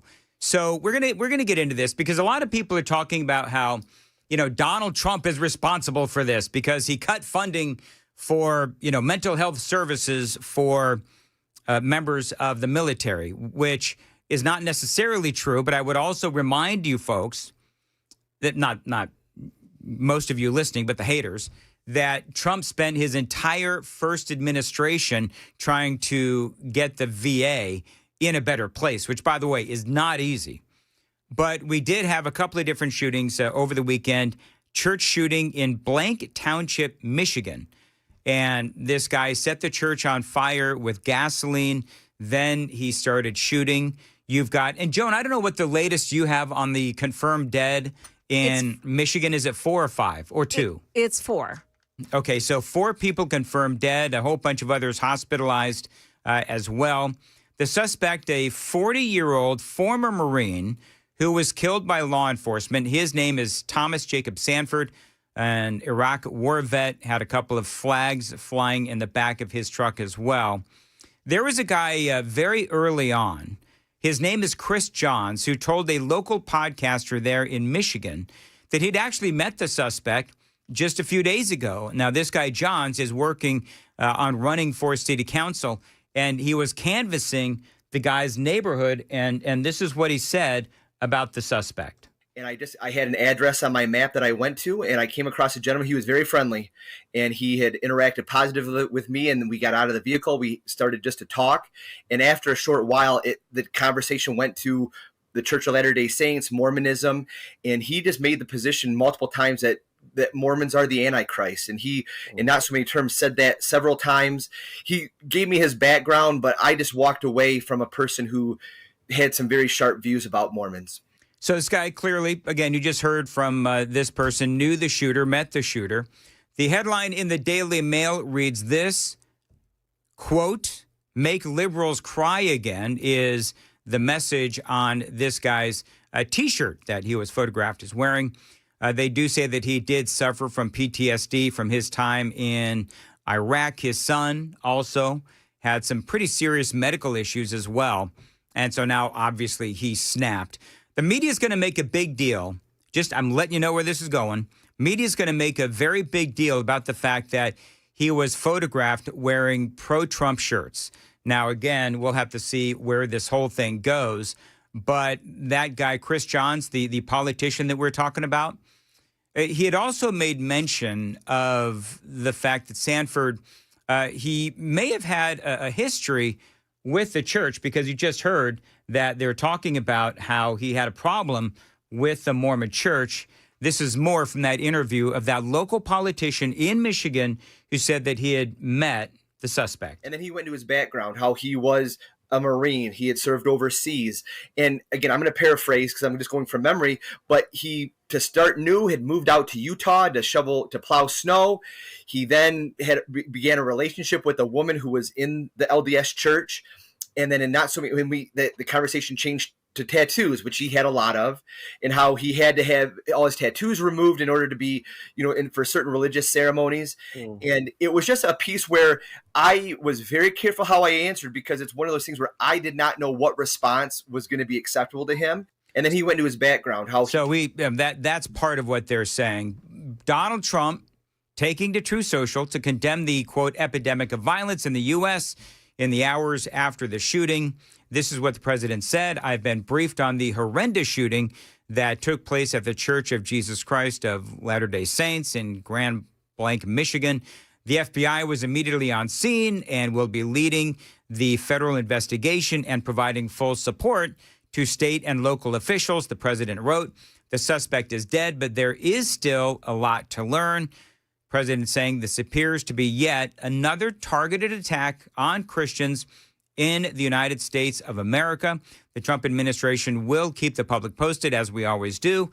In the meantime, pray for the victims and their families. This epidemic of violence in our country must end immediately. And again, you're going to have the networks. They're going to talk about whether it's MSNBC, whether it's CNN, ABC, CBS, NBC, if I mention them. They're going to be talking about how this guy was a Trump supporter, no doubt.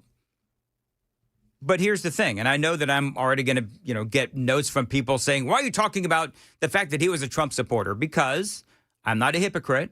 And if the guy was, a leftist loon, obviously we would be talking about it as well. But also remember that this guy suffers from PTSD.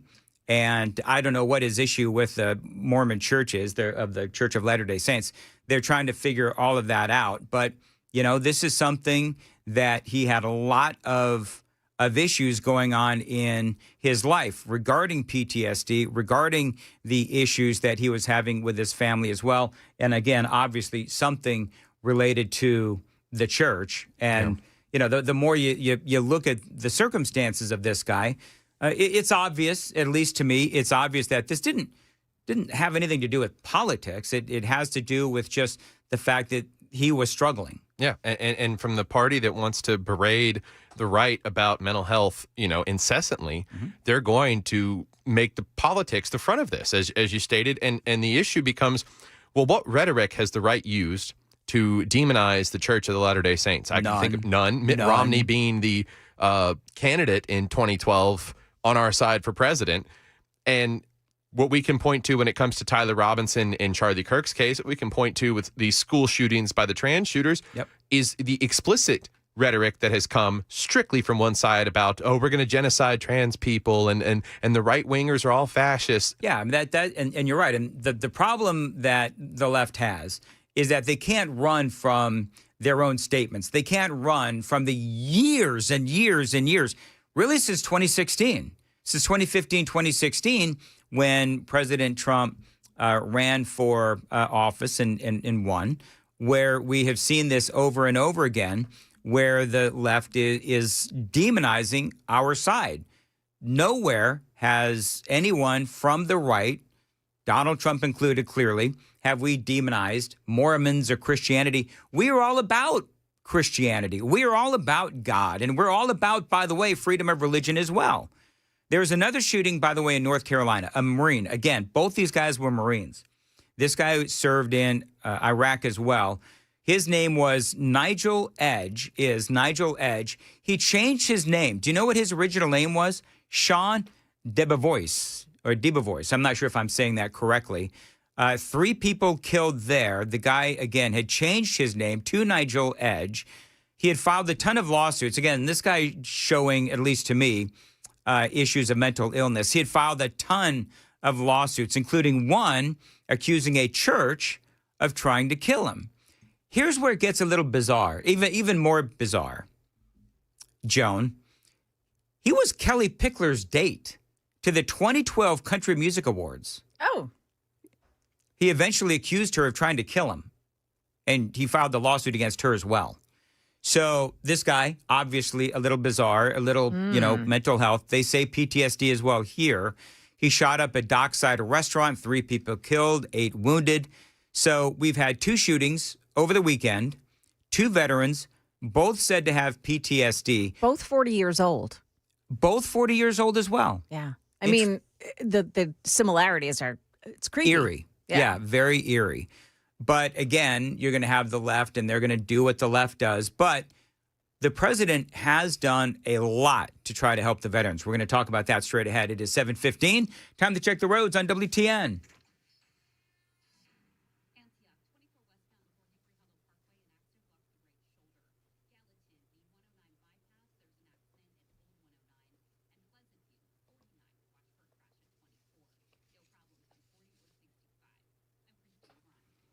As far as your weather for today, looks like sunny and warm, high of 87, feeling like 88. Thanks for listening to Nashville's Morning News. So, PTSD. Remember, this was a major initiative for President Trump in his first term. The president has always been pro-veteran. The president has always done whatever he can to try to help the veterans that have PTSD. Now, in his first term, he did a lot to address those PTSD issues. He tried to better the VA. Remember this. He tried to better the VA. If the VA wasn't able to see someone within 30 days, then that veteran, under President Trump in the first administration, they were able to go find and seek treatment elsewhere. And so the president has tried to help the veterans and will continue to, cover these 2 shootings. But both Marines, both 40, both had PTSD, sadly. And, I mean, these are investigations that are going to continue. The left, of course, also will try to make this about the guns. I'm not even going to go there because it is just what they are inclined to do. One of the things that I thought was interesting about all of this is that when you talk about, and people are chiming in on the, now people are, I'm not going to get into the whole thing about the battle between religions, because people are texting in talking about Mormons and Mormonism. And I don't know really much about the Mormon religion, but I've known some Mormons, fine people, God-fearing people, I guess. I don't know. But I'm not going to get into all that side of it, because I think that's, number one, not an area where I want to go. And number two, I'm the last guy to start bashing on Mormons, because that's just not my way. I'm not going to do that. Yeah, and if people are victims of a situation, we shouldn't be pointing out what we disagree with them when it comes to the tenets of their religion. Yeah. They believe that Jesus was sent to earth from God and died on the cross for our sins, and that's what we should focus on when it comes to, giving them care and compassion during this time. Yeah. And I guess some of this is on, and I don't want to even see it, but I guess some of this is on the internet. But that church, by the way, in Michigan, completely up in flames. Guy drives up. They say that he used accelerant, probably gasoline, and it ends up exploding. And again, 4 people confirmed dead, others hospitalized, and that church just went up in flames, and it's a total loss. So we'll continue to cover this story for you. It is Joan's got it in her newscast, I'm sure, at 7:30 and 8 o'clock. And if anything happens throughout the program today, we'll be sure and cover it for you here on Super Talk 99.7. The Super Text line is open at 615-737-9986, 615-737-WWTN. Joan, what is coming up in the newscast at 7:30? Oh, Dan, coming up here, we have the National Guard without their weapons. I mean, should they be without weapons? If they're in Memphis, we've got details on what their mission would be. Also, yes, we will be talking about that church attack in Michigan, what we know so far. That's coming up here at 7:30 on Super Talk 99.7 WTN.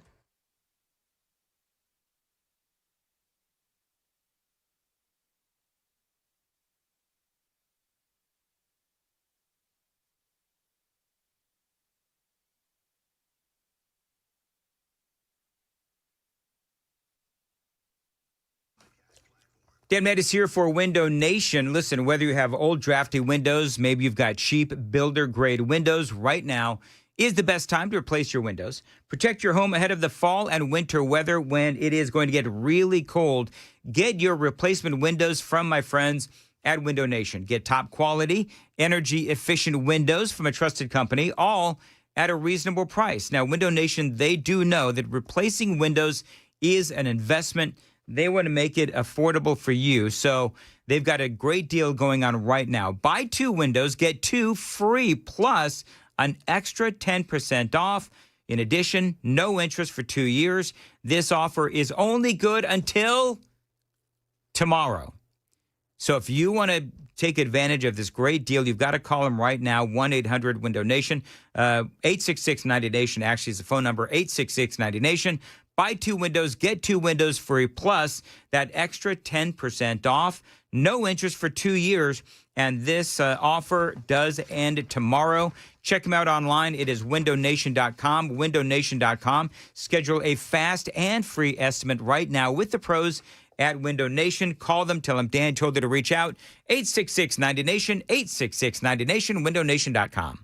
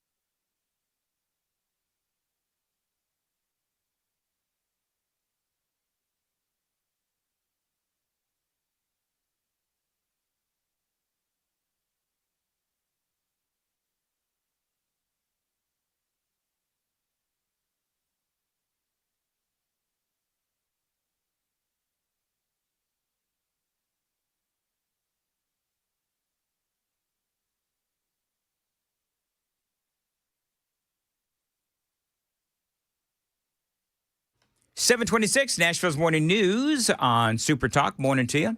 National Coffee Day, by the way. Joan, how many cups of coffee are you on right now? How many you've gone through? I'm on 2. I am in need of 3. It's truly a Monday.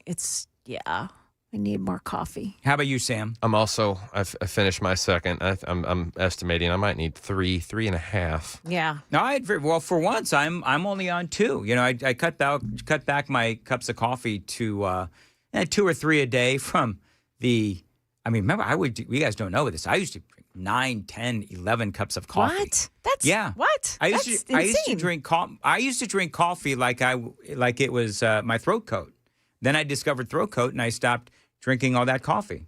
That's exactly right. Did you know that the maximum dose of caffeine you should have in a day is around 600 milligrams? And how many cups of coffee is that?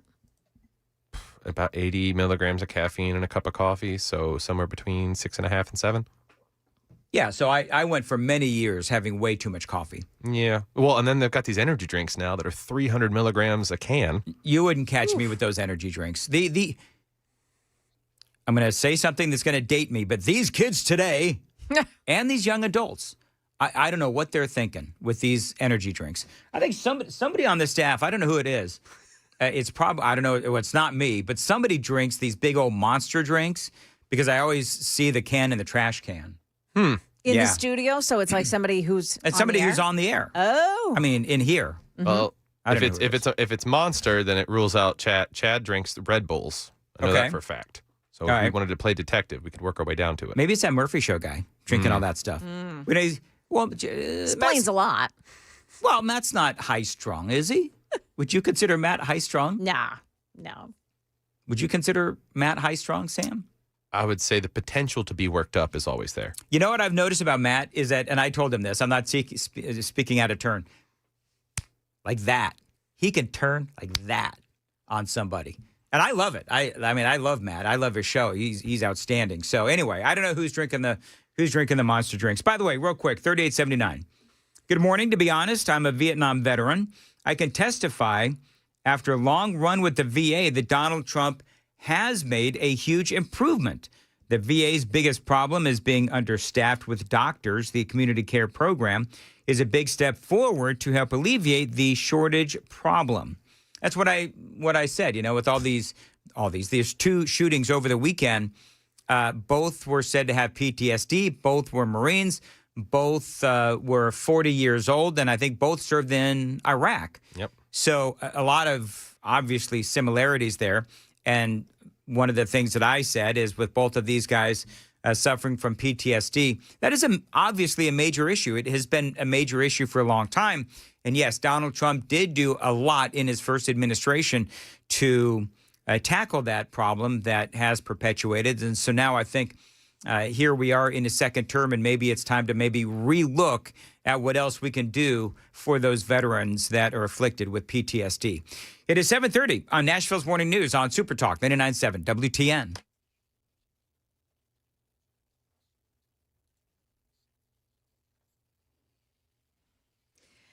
Good morning. I'm Joan Jones with your top stories and a problem this morning. Traveling on the eastbound side of 24 in the Jolton area. There's a crash that has the left lane blocked off, and it's causing quite a delay on 24 heading in from the north today. In the news, the National Guard troops could be in the city of Memphis starting today. It's part of President Trump's plan to battle high crime rates in the nation's big cities. Governor Lee saying that the Memphis Safe Task Force members won't carry weapons. They'll be wearing easily identifiable uniforms, and there won't be any masks either. We have a generational opportunity to make Memphis a safe city, and we're not going to let anything hold us back from allowing this city to be all that it can be. Protesters hit the streets over the weekend. Channel 4 on the scene. Some of them were from Nashville. Our cities don't need this. We need housing. We need jobs. We need opportunity. I don't want this for Memphis. I also don't want this for Nashville. I really don't want it for any U.S. city. 13 agencies involved in this operation. The Memphis police chief saying It's going to help put a dent in Memphis crime. In Michigan, officials in the town of Grand Blanc held a nighttime press briefing on the attack at the Mormon church there, where they've confirmed 4 people are dead. The search continues, though, for more victims. They believe that there are more victims in the fire that destroyed that church. ABC's Josh Margolin tells us that the suspect is a 40-year-old Iraq War veteran who rammed his car, his truck, into the front doors and then used gasoline to set fire to the building. He was also shooting at parishioners. Officials last night at their final press briefing of the day said this was being investigated as an act of targeted violence, but they didn't say it was being investigated as an act of domestic terror or a hate crime. That's the type of thing they would say if they had confirmed a motive that suggests that Christians were being targeted for being Christians, for practicing their faith. And that suspect, by the way, was killed in a shootout with police. That is the latest news, traffic, and weather. Next, I'm Joan Jones, WTN News. Thank you, Joan. 732, Nashville's Morning News. Dan Mandis here. Synergen X and Low T Center have been changing the lives of men across the country for over a decade. And it's not just talk. Now, what do?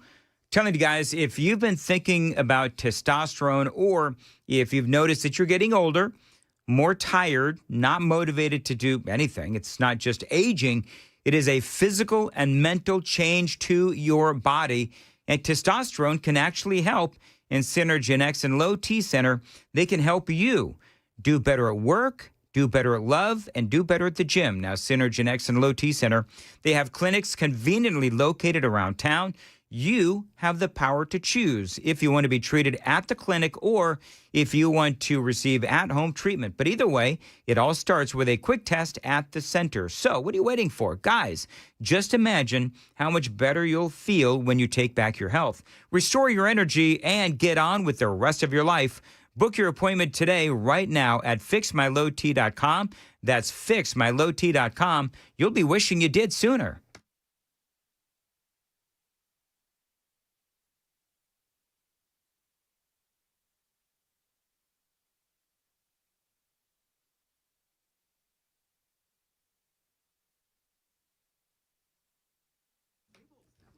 .733, Nashville's Morning News on Super Talk 99.7 WTN. Dan Mandis here for Xfinity. These folks are amazing. I've been a customer with Xfinity for, I was trying to figure it out when I started doing these commercials, but it's been years that I've been a customer for Xfinity. Now, imagine if your Wi-Fi was a lot smarter. Picture it. Your TV, phone, laptop, even your fancy fridge working together to make life easier. Well, Xfinity makes that dream a reality. Devices so in sync, you'd think that they're telepathic. Really smart Wi-Fi that knows when your device needs a boost. The best equipment to stream 4 games at once with multi-view. And Xfinity Mobile that gives you Wi-Fi where you need it and 5G everywhere else. That's awesome. Now, that's the magic of Xfinity. It's seamlessly in tune with you. Xfinity, imagine that. Restrictions apply. To get started, call them, visit Xfinity.com, or drop into an Xfinity store today.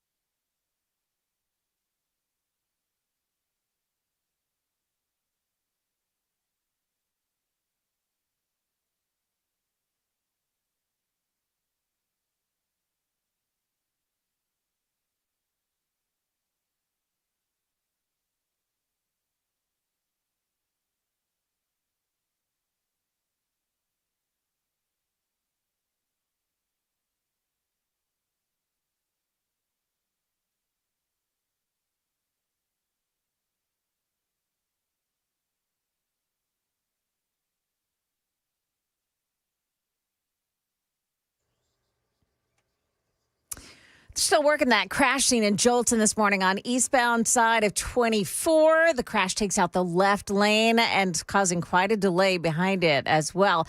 The westbound side of 24, this is in Antioch. There's a crash that takes out the right shoulder at Hickory Hollow Parkway. Eastbound side of 24 in Antioch. There's also an accident at Harding Place with the right shoulder there blocked off. Highway 109 in Lebanon. It's near Academy Road that you'll find police working an accident scene. And then in Bordeaux, Ashland City Highway at North Hides Ferry Road. That's another scene this morning involving a crash. Traffic every 10 minutes every morning on Super Talk 99.7 WTN.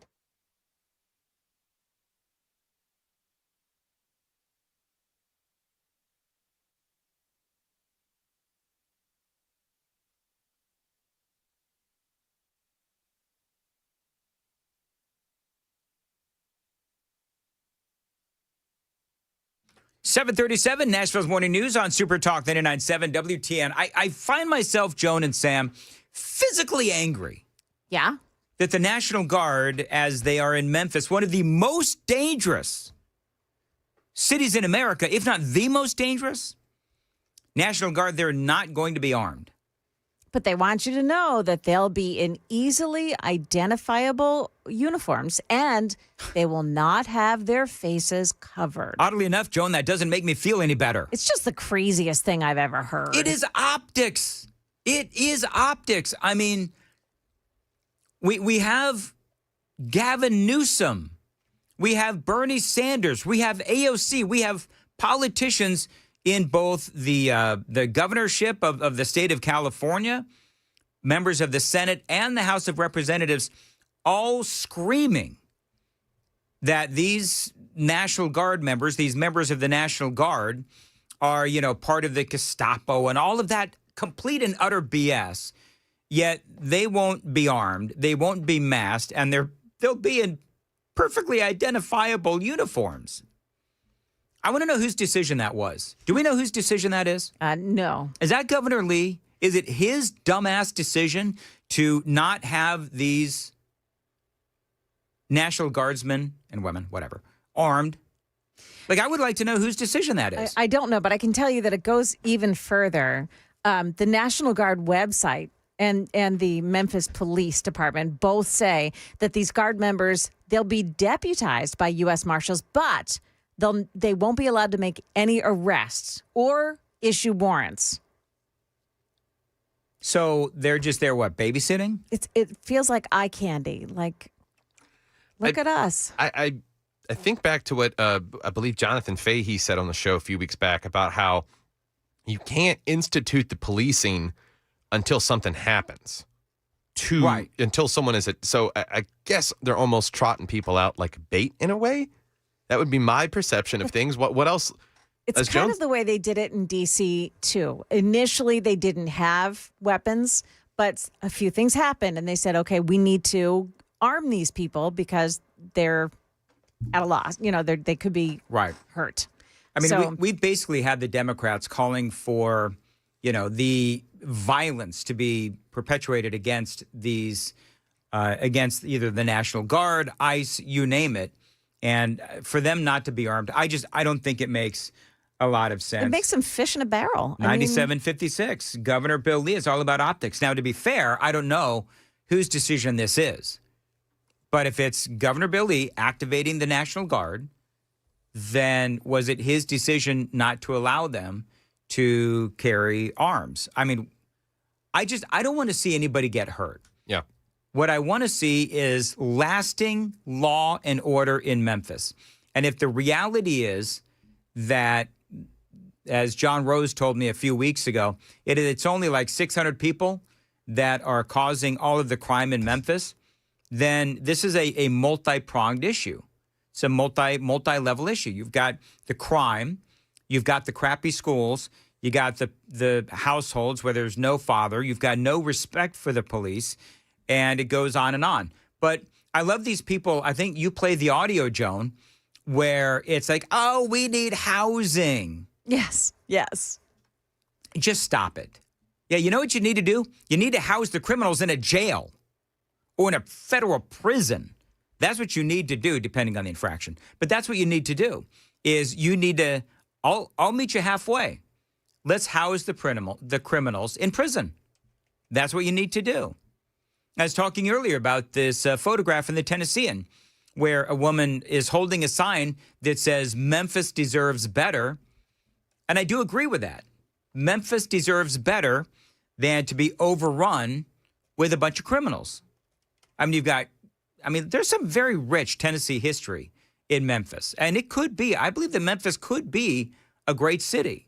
You've got the barbecue, you've got, The blues and music scene down there is just insane. Right, that's exactly right. And so, Amy and I went into Nashville for a great dinner over the weekend. It was an anniversary of sorts. But one of the things that we talked about was it is so nice to be able to come into Nashville and feel safe, because we did. We did feel safe. I realize there are bad parts of Nashville, and we avoid those parts. But let me ask you a question. Do you think the people who live in Memphis or live in the suburbs of Memphis, do you think they go into Memphis for a nice dinner when there's a birthday or an anniversary? I can't imagine that they do. The food culture there, so you bring up barbecue's one thing, but like Nashville is become a melting pot for all different, areas of Southern cooking, and Memphis just has some down-home stuff. There's a restaurant down there called the Flying Fish. Mm-hmm. My goodness. You may not like fried frog legs now. You try them there. My good. Oh. John in Lawrenceburg says, very dumb and dangerous idea for the National Guard not to be armed. Their personal safety is a concern to protect themselves, he says, but also to enforce the law and authority. Just dumb optics by the governor, says John in Lawrenceburg. And I totally agree. By the way, other people talking about the VA, because that came up as well. Most people that I saw, that I read, are giving the VA high marks since Donald Trump has made the adjustments that he made. One person said, and I'm getting so many of these texts this morning, I can't keep up. One woman, though, did say that her husband, again, does give the VA high marks when you get in. Yes. Do you see that one? She says that, her husband has had issues since 2019. And they're still working on processing his claims through. That is insanity. Yeah. Like no veteran, and I will say this, that is a travesty. That is an absolute travesty, because our veterans do deserve better than having to spend 6 years fighting the VA for coverage. And I don't know the details of her case, but I mean, we've all heard of those issues before, where somebody has issues, whatever it might be, and it takes the VA a long time to get you processed. And it is really sad. And I think this is something that if the president really wanted to focus on it, I would welcome that like you wouldn't believe. It is 7:45. Time to check the roads on WTN.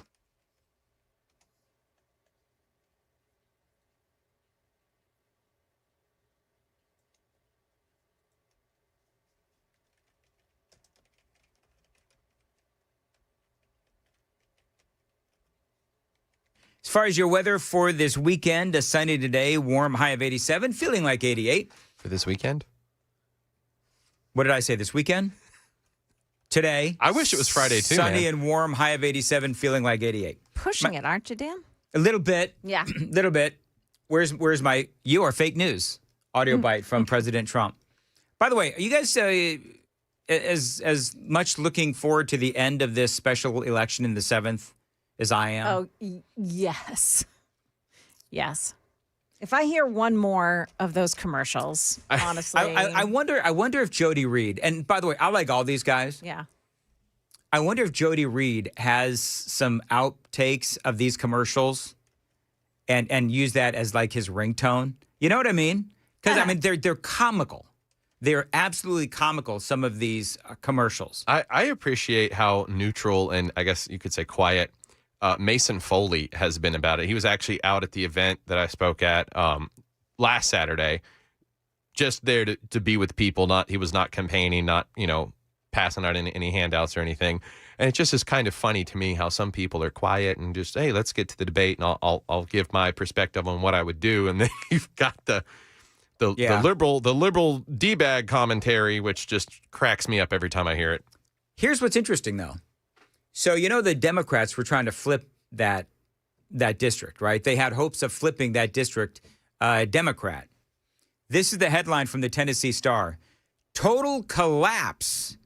Democrats underwhelmed by TN7 early voting turnout despite effort to flip the district blue. I guess they're just not excited about the Democrats who are running in that race. Is Afton Bain, is she in the 7th? Is she running in the 7th? I think she is. Yes, I Afton believe she Bain. is. All right. Early voting in Tennessee's 7th Congressional District special primary election have come in lower than expected for Democrats, despite efforts to mobilize voters in the traditionally Republican stronghold.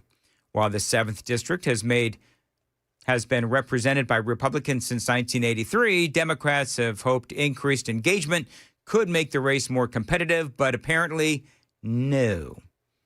They say turnout figures at the halfway point of the early voting period for the special primary have proven underwhelming for Democrats, especially in the Democratic stronghold at Davidson County. Well, I mean, let's be honest. I mean, Afton Bain, she's not a strong candidate. She's nuts. She is. She's nuts. She was on the stage this weekend, getting everyone all riled up over the Memphis stuff. Okay. She's just out there. Do you know what I would say to anybody who wants? I said this in the 5 o'clock hour. If you are out there riled up, you're all mad because Donald Trump's sending in the National Guard to Memphis, I would invite those people to go walk the streets of Memphis between 10 p.m. and 1 or 2 a.m. On any Saturday night. Just go do it then. Same premise for the Free Palestine folks. Oh, go see what happens. Gracious. Yeah. Yeah, go walk around, Gaza and, see how your freedom of speech works there. They say through Wednesday, September 24th, the cumulative total for Davidson County was 3,086 in-person early votes. When combined with absentee votes, the Tennessee Secretary of State's office shows the cumulative total for the county through Wednesday is 3,343 votes. Let's see here. Trying to figure out all the numbers. I don't want to lose myself in all of the numbers. I do find it interesting, though, that Democrats just aren't coming out. Lisa Quigley, who formerly served as retired Democrat U.S. Representative Jim Cooper's chief of staff, suggested the low turnout so far among Democrats in Davidson County represents a total collapse of electoral engagement in Nashville. So there you go. Maybe they've got professional, cheerers. I don't even know if that's a word. But, that we've got professional instigators or antagonists, right, paid for by George Soros and perhaps others. Reed Hoffman, is that what his name is? Yeah. So maybe they've got professional cheerers. They go on and they get paid to cheer on Afton Bain at her little events. Maybe. I don't know. Or maybe it's just the loudest and the proudest. But the bottom line is that the Democrats were hoping to flip the 7th. And if this is any indication, clearly they're not going to be able to do it. And the people are really angry.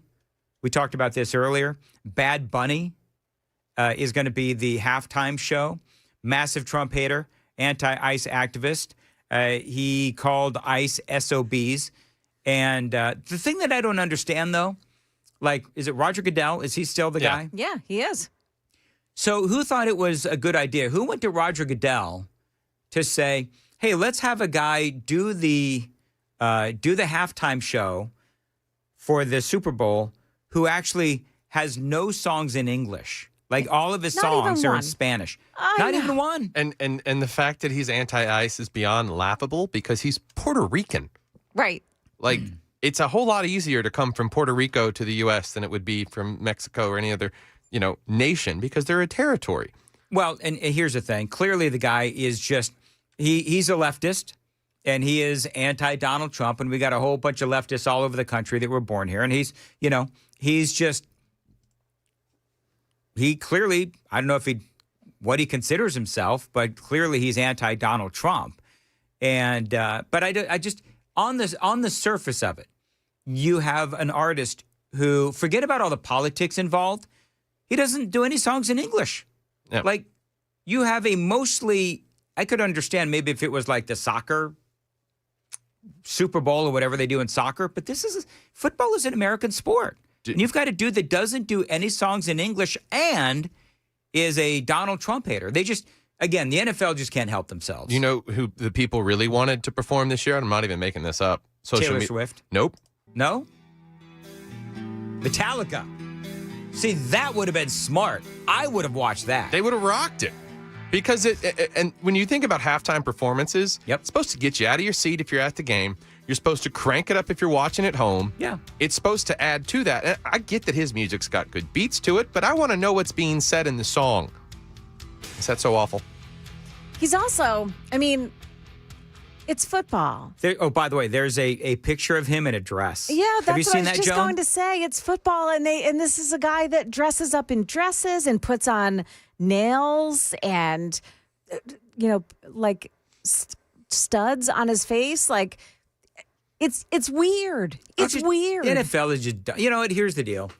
First of all, I'm not a watcher of this. I haven't seen a Super Bowl in years. I'm not saying that I don't watch football, but I haven't seen a Super Bowl in a long time. Certainly have not seen a halftime show in years, and I certainly won't be seeing this one. You know, the left though is out there trolling the people that are upset about this.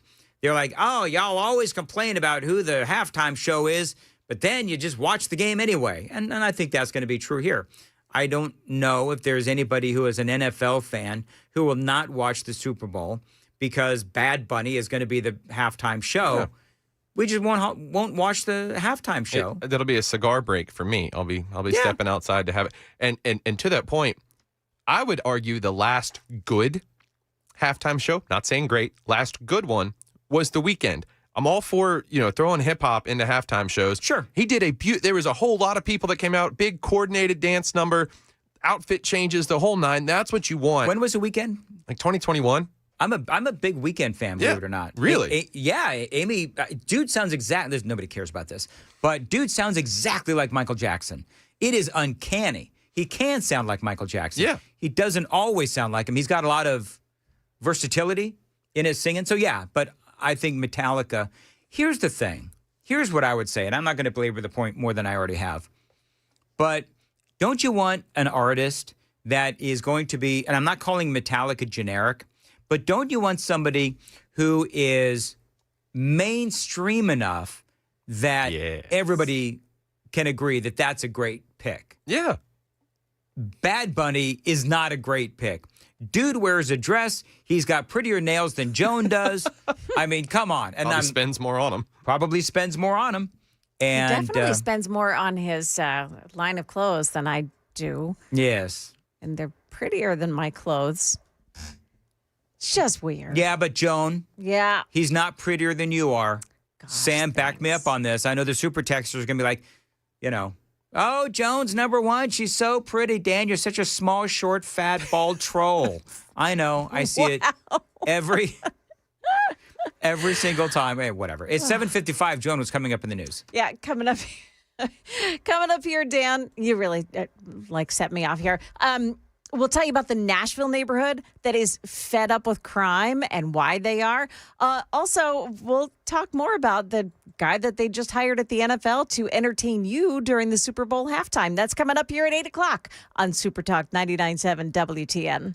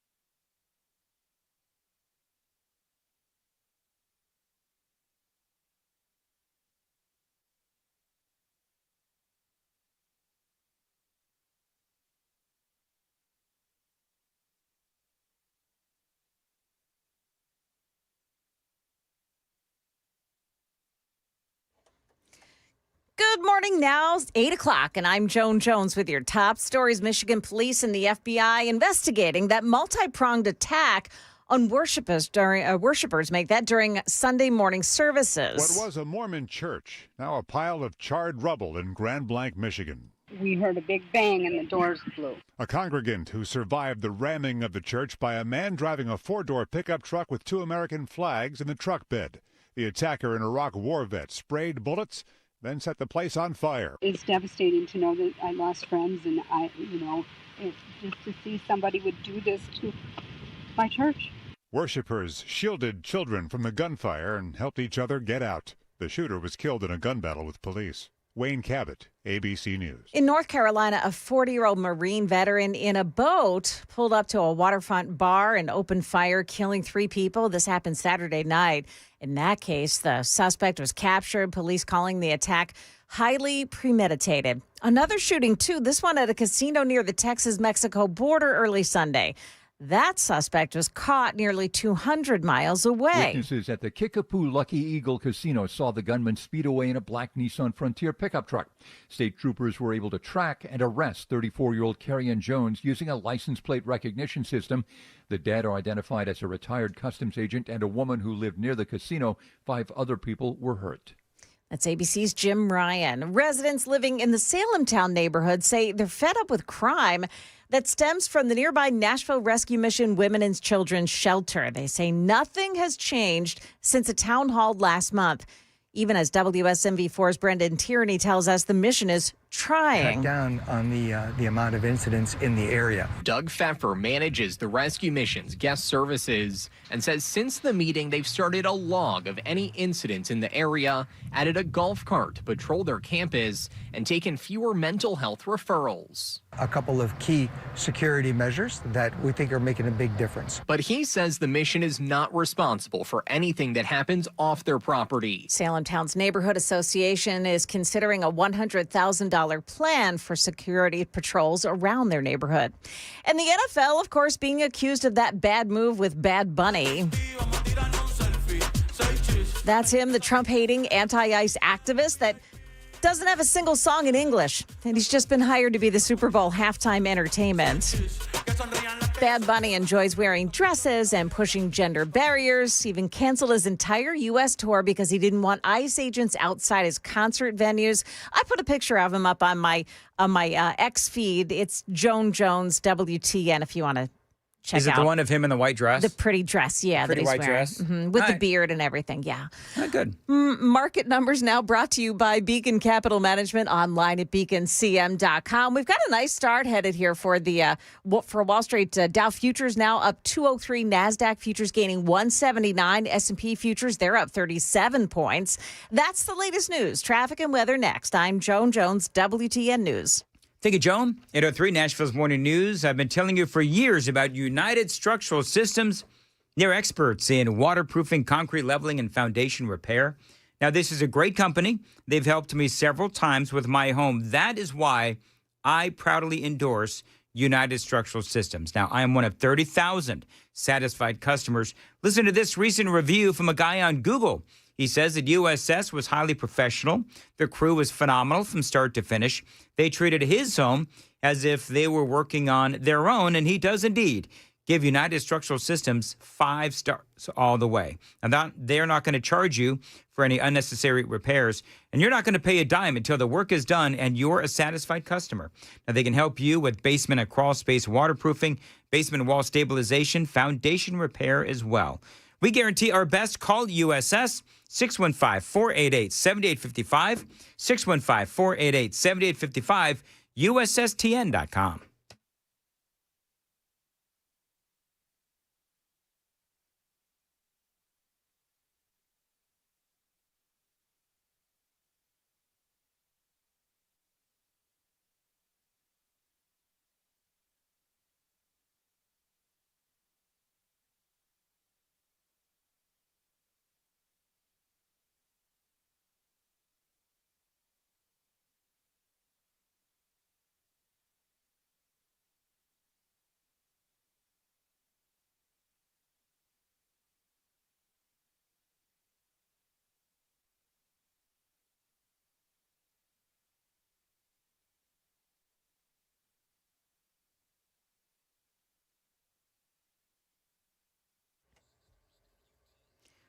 Well, they've got that accident in Jolton on 24 East at Whites Creek Pike. They've got that off to the shoulder now. Hopefully those delays will clear out really soon. 24 West in Antioch, still slow around a crash in Hickory Hollow Parkway.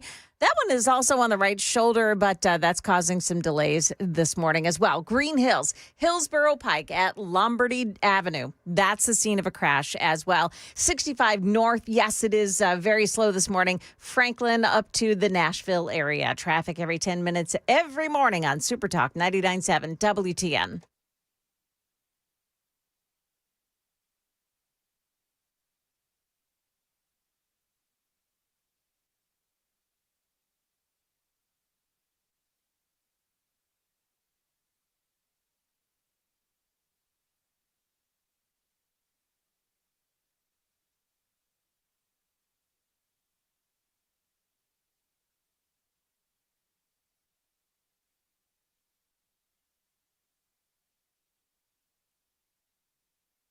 All right, so this is funny. 8:06, Nashville's Morning News, and I realized that I shouldn't make fun of people's misfortunes, but I have to do it at this point. Oh, yeah? Whose misfortune are we going to make fun of this time? This anti-ICE protester. Yeah. Who she saw some ICE agents or whatever in Massachusetts, and so she pulls over. She's really mad. She sees those ICE agents, and she pulls over. I'm going to show them. And so she parks. Yeah. She gets out of her car, and she's walking over to give those ICE agents the what for. She forgot to put her car in park. And so it rolls into a lake. Oh, my goodness, this is so funny. I mean, again, I shouldn't laugh at a person's misfortune. But, I mean, if you're that nut jobby that you're going to, pull over to the side of the road and start yelling at ICE, I'm not going to feel sorry for you if you forget to put your car in park and you rolls down into the lake. I mean, thankfully, apparently nobody was hurt in the situation. It sunk. It actually sunk. Do you have the video? I do. I don't know if there's any curse words in it. Are we in delay? I've not actually seen the video, but I've got the video on my screen over here if you want to. She's doing the typical Karen pose and's got her phone out and everything. It's like, God's irony in action. It's always perfect. She's worried about people being transported, and now she can't transport herself anywhere. Do you think, okay, now here's the funny thing. Do you think that ICE, the ICE agents, do you think they quietly laughed? I don't know if it was quiet. I would. Would you laugh, Joan? Would I laugh? Yeah, I would laugh. Yeah, I would point and laugh. I mean, I'm the guy advocating for more baton use when the National Guard rolls into Memphis. I just think about when you're 15, 16, and you're learning how to drive, how important it is to see the shifter go into the P position. Well, yeah. I mean, how crazed do you have to be to how enraged? How enraged do you have to be? Well, these people are nuts. I mean, that's the problem that they have is that they are nuts. Now, What would really truly make me happy about that story? Yes. And forgive me, but if her insurance company said, "No, you did a dumb thing. We're not paying for that car, sister," I would say that's an act of God. Right? God thought you were being dumb. Right. So he just allowed your car to roll downhill and go into the lake. Is that wrong of me? Yeah. What was it? Is it boat ramp? I think in the clip, I think it's a boat ramp, right? Or is it just I think it was just an embankment. I think she just pulled. Yeah, Joan's right. It looks like it was just an embankment. That's even more sad because a boat ramp would be understandable to a degree. It's slippery. It gives the insurance company more reason to say, no way, Jose. Yeah, you didn't have to pull over. You didn't have to get out and yell at people, and you forgot to put your vehicle in park. I wonder if that would that be covered by insurance? Like, is there a stupidity clause in auto insurance? I'm actually curious about this. No. There's no stupidity clause? I'm pretty sure we have people who, on the super text line or callers that could call and tell us if this is something that would be covered. Yeah, if let us know if you sell car insurance or whatever. Yeah. Would that be covered? Because it would be that clause would be astronomical for the teenagers in this country. Oh, can you imagine? Yeah, but that's a mistake that is made by somebody who's been driving a long time. Do you know how when you've been doing something for a long time, it comes so natural? Yes. That kind of like talk show hosts, to be honest with you. Yeah. I mean, I got to tell, there's so many times when I'm like, Joan, did we talk about this on the air or off the air? You know what I'm talking about, Joan? Like we do this so naturally. I know. That I don't know what I'm saying half the time on or off the air, frankly. So, anyway, I would keep it. Let's see. Yes, you can claim no fault clause. Yeah, but it's her fault. I was about to say, if she'd parked it on a boat ramp where it's understandably slippery. Right. But again, the key word there is parked it. And I guess it doesn't matter why you parked it. If you left it in park, then, whatever. But I hope if they ever cancel her insurance, she has to go to the next insurance company and explain what happened. I think that'd be funny, right? I just couldn't imagine being the tow truck driver and pulling up to that. She might have to pay extra insurance the next time she tries to pay for insurance for a car. Well, she should. Yeah. She should, because she's, she's just obviously not very smart. Speaking of which, another looming government shutdown. So Trump, is it today? Trump is going to meet with the four top leaders. He's got a busy day. Congress. Yeah, and, he's meeting with Benjamin Netanyahu. Yeah, it's a busy day for Trump. Yeah. He's got Benjamin Netanyahu coming in, and he's got Schumer, Thune, Mike Johnson, Hakeem Jeffries talking about the government shutdown. Trump is swearing up and down all weekend long that we are this close, really close, to a deal between Israel and Hamas. Now, Hamas is claiming that they haven't seen anything, but according to Trump, the hostages are going to be released and everybody's going to disarm and it's going to be the greatest thing. It's going to be the greatest thing ever. We've never seen anything like it, is what Donald Trump is saying. So we'll have to see. Do you honestly think that Hamas is just going to throw their hands up and say, okay, here's everybody back? No. Let's play nice. Nope. I don't see it as being. I mean, respectfully to Donald Trump. Yeah. If Hamas hasn't been engaged in the discussion, then Trump has to know exactly what they want. And I mean, I don't know. I don't know if we all know what the Palestinians and Hamas want. They want Israel to be annihilated. That's what they want. And here's the thing that drives me nuts about this. No land deal is going to stop the Palestinians or Hamas from wanting to annihilate Israel. Right. Yep. I mean, it's stupid. This is what drives me crazy. And I'm not going to get into Israel today, but it just drives me nuts that people are like, oh, all Israel has to do is give up X, Y, and Z. Okay. Well, then they'll still want to go, and kill all the Jews. I mean, they'll still want to, and there will be more attacks. And so, to me, it just, I hate to say it, but Israel needs to keep doing what they're doing.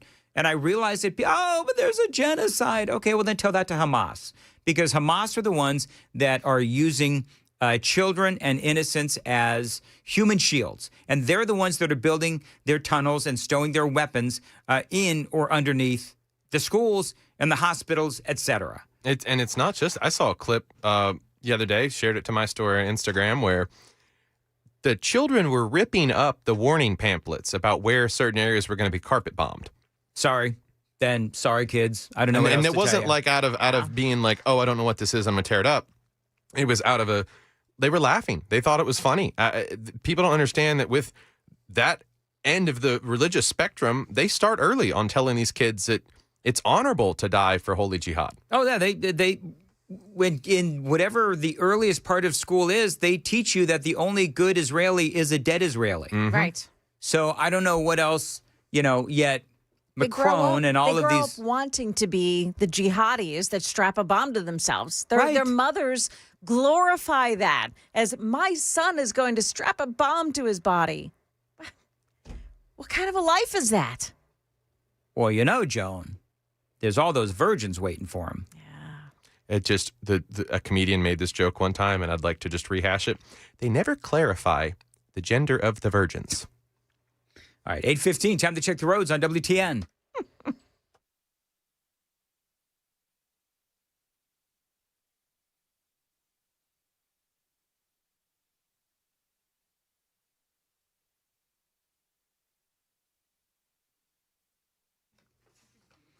far as your weather goes, sunny and warm today, a high of 87, feels like 88. Appreciate you listening to Nashville's Morning News. All right, so real quick, what does Donald Trump say about the possibility, it needs some video. What does Trump say about the possibility of a government shutdown? Well, we're going to see, but the radical left Democrats want to shut it down. I mean, it's up to them. We have a great economy going. The Democrats want to shut it down. And they want to shut it down because they want to give billions, ultimately trillions of dollars to illegal migrants, people that came into our country illegally. Some of those people are criminals, but they came into our country illegally, and they want to give them the essential over years, trillions of dollars, and our people aren't going to stand for it. Yep. They also want to have open borders. They want to have men and women's sports. They want to have transgender for everybody. These people are crazy, the Democrats. So if it has to shut down, it'll have to shut down. But they're the ones that are shutting down. I mean, I think that given the fact that you do have these Democrats, and Trump is right when he says that Democrats are crazy. He's right. Yeah. I mean, they are willing to shut down the government for something as unpopular as medical benefits for illegal aliens. I mean, that is absolutely insanity. And to that point, we've talked about Chicago before, and IllinoisPolicy.org has come out with something. This is back in June. The total estimate by the end of the year that will be spent on illegal migrant health care in the state of Illinois will be $2.5 billion. The cost shattered the projections and left taxpayers poorer. I mean, that came out when? That was back in, this article was in June, of this year. It sounds familiar, but you're right. And that's why you got all these folks that are in Chicago that are really angry with that mayor there. Let's go Brandon Johnson. And that's why they talk about, flip Chicago red or whatever it is because they're actually talking about either raising property taxes or raising taxes, generally speaking, in Chicago. And they're angry. Meanwhile, they're estimated in Chicago to have around a shortage of 1,600 police officers. Oh, my goodness gracious. Wonder where that money could have been spent. That's exactly right.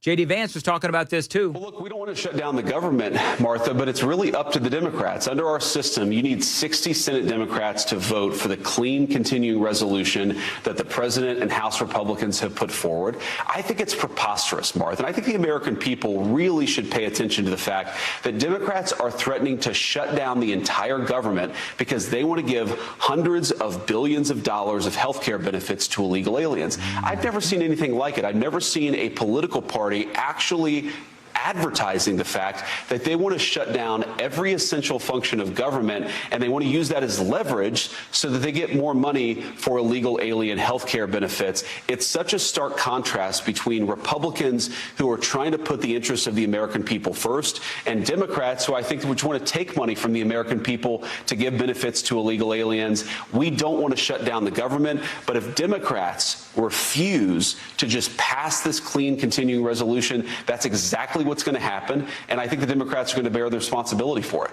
Yeah, when you look at the fact that, remember what a continuing resolution is. Basically, what the Republicans want to do is they want a continuing resolution, a CR, that will continue current spending levels for another 7 weeks while they negotiate all the finer points of the budget. And this is where the Democrats are trying to do whatever they can to get more medical benefits for illegal aliens and, some of the other things that J.D. Vance and President Trump mentioned. And I think that when you look at all of this, I love that the Democrats are trying to do this because all of these things that they're trying to do or pay for or fund are incredibly unpopular. Yeah, and at the end of last year, the House Budget Committee released a CBO estimate that the Biden administration's immigration policies led to over $16.2 billion in federal and state spending on emergency Medicaid for undocumented immigrants. I mean, that's what they're doing. And the nonpartisan Kaiser Family Foundation later clarified the total federal and state emergency Medicaid spending for non-citizen immigrants between 2017 and 2023 was $27 billion.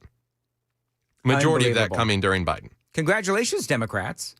Congratulations, Joe Biden. Congratulations, Kamala Harris, who is out there running around talking to the likes of Rachel Maddow and Joy Reid about the dangers of the current Trump administration, which it seems to me like Trump administration is actually doing pretty darn good, as a matter of fact. This is Mike Johnson, House Speaker Mike Johnson, as they talk about the Democrats. And I think that because I looked it up. I mean, I did my own research, and, you know, you even grok it, and it says, yes, the Democrats want to shut down the government so that they can have medical benefits, health benefits for illegal aliens. So what we did in a responsible manner as Republicans in charge is we offered a totally clean short-term CR to get that job done. Chuck Schumer saw that. He returned a counteroffer that is filled with partisan wish list and poison pills and demands. It includes, for example, Brett, what Chuck Schumer is arguing for. He wants to reinstate free health care for illegal aliens. He wants to add $500 million to prop up liberal media outlets. And he wants to add a massive $1.4 trillion spending hike to what should be a simple 7-week stopgap funding measure. We can't do that. We're not going to do it. Yeah. There you go. So we'll have to see what happens. Again, you've got Hakeem Jeffries and Chuck Schumer with the Democrats and John Thune and Mike Johnson for the Republicans, all going to meet in Donald Trump's office, and I don't know if they're going to be able to come to an agreement. No, I don't care, because I refuse to be lured into another, you know, hand-wringing, worrisome conversation about whether or not the government is going to shut down. I do like President Trump's tactic, though, where President Trump is saying, all right, Democrats, if this is what you want, if you want to shut down the government, guess what's going to happen? That gives us opportunity to fire a whole bunch of people and make the government smaller again. So we'll continue to monitor this throughout the day here on Super Talk 99.7. It is 8:23. Joan Jones is in the WTN newsroom. And Joan, what's coming up at the latest at 8:30? 8:30 here, Dan. We've got, the president in his busy schedule for today, what he's got on his schedule and when. I was just checking his schedule online here. Also, here in Nashville, they finally got a bomb threat settled, and they've found the man who called in a bomb threat to a hospital. But it took him a really long time to do it. That story is coming up here at 8:30 on Super Talk 99.7 WTN. Thank you, Joan. 8:23 on Super Talk 99.7. It is the Busy Bee Best Prices of the Year event, and the savings are buzzing. Now, right now, here in the month of September, which, by the way, is almost over, but right now, with any heating repair service, you are going to get a free dryer vent cleaning. That is huge. That's right. Protect your home and feel safer on us, on Busy Bee Plumbing, Heating, and Cooling. If you need a new HVAC unit, check out these stingers. You can get a Goodman 14.3 SEER 2-ton split heat pump, just $7,995 with a 10-year parts warranty and 2-year labor warranty as well. Love that. Plumbing deals, they've got you covered as well. $500 off water and drain repipes, and $300 off of tankless water heaters as well, and up to $1,500 off water filtration systems. Now, if none of that works for you, all you've got to do is go to their website, because they've got a ton of specials. I can only fit so much in a 60-second commercial. So if you need some plumbing work done, if you need some HVAC work done, go to their website. Tell them Dan told you to reach out. BusyBeeHVAC.com, BusyBeeHVAC.com. That phone number is 615-775-7833, 615-775-7833, BusyBeeHVAC.com.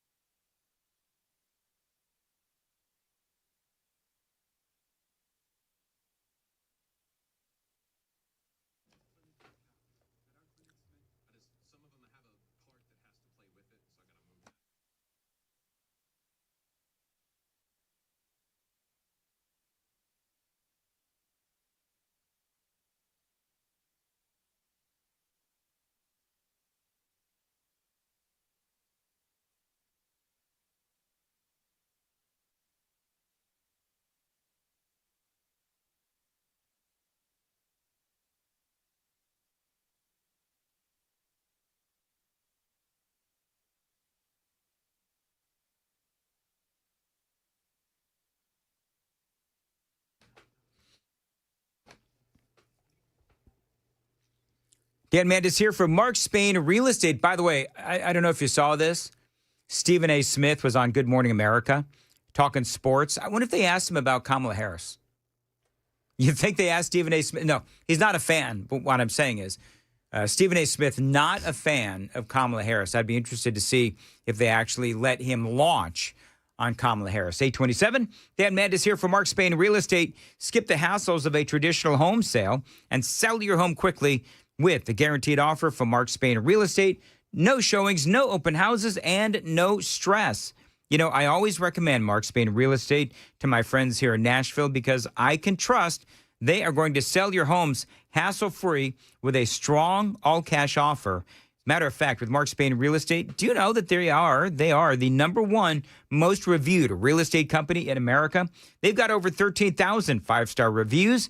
You can trust my friends at Mark Spain Real Estate to sell your home fast and for maximum value. Mark Spain Real Estate, they've been helping homeowners sell their homes for nearly 30 years.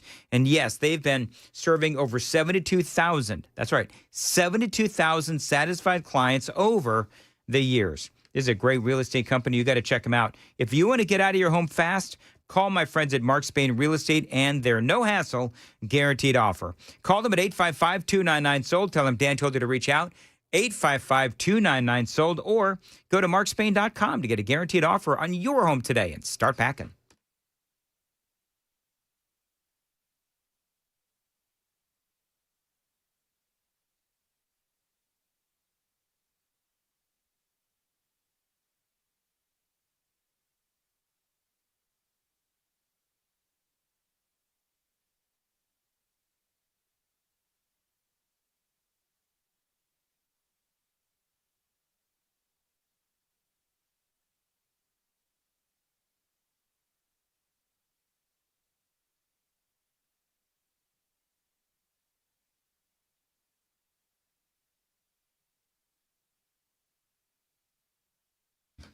#828, Nashville's Morning News on Super Talk 99.7 WTN. 2159 has this question. There's something I don't understand. Why does the government have to shut down just because there's not an agreement on the Republicans' resolution? Well, you need to have a budget. I don't know the actual law, the constitutional, whatever it is, but I know that if there is no budget agreed to, then the government, I guess by law, has to shut down. That's why they keep passing these continuing resolutions, because basically what they do is they just, allow current spending to continue. And we have just passed continuing resolution after continuing resolution after continuing resolution. And nobody ever really tries, and this is what is so disappointing, nobody ever really tries to cut spending anymore. Have you noticed that? Like very, very few people outside of like Thomas Massey and Rand Paul, I think, very few people in the Senate or the House of Representatives actually talk about having a balanced budget and cutting spending. Nobody does. It's just continuing resolutions. So if they don't sign a budget, then they are mandated to shut down and start. But realize the government doesn't really shut down. Like we talk about this all the time. The government doesn't really shut down. They shut down a few useless agencies, and some departments were shut down. But by and large, they don't really skip a beat. So we'll keep you updated, all day long here on WTN. Everybody's going to be watching whether or not the government is going to shut down. Which, by the way, actual shutdown day. I should have mentioned this, Joan. Isn't it Tuesday? Yeah, it is. Tuesday is Tuesday at midnight. Right. Okay. So Tuesday midnight, right. So the 1st is Wednesday. So at midnight on Tuesday. Tuesday night, Wednesday morning. Yeah. Do you want the government to shut down, John? You can admit it if you do. You want the government to shut down? I would like, I know this sounds really terrible, but what I would like is if it happens, we're hearing that the president he's already told agencies across the board, tell me who you don't need. Yeah. Those jobs are going to be gone permanently. I want that. I voted for that. I want to see those reductions. I do want that as well. Office of Management, OMB, Office of Management and Budget. They've been talking about this and telling the agencies, okay, so if this shuts down, we're going to use this as an opportunity to thin the ranks. Got a lot more straight ahead on WTN.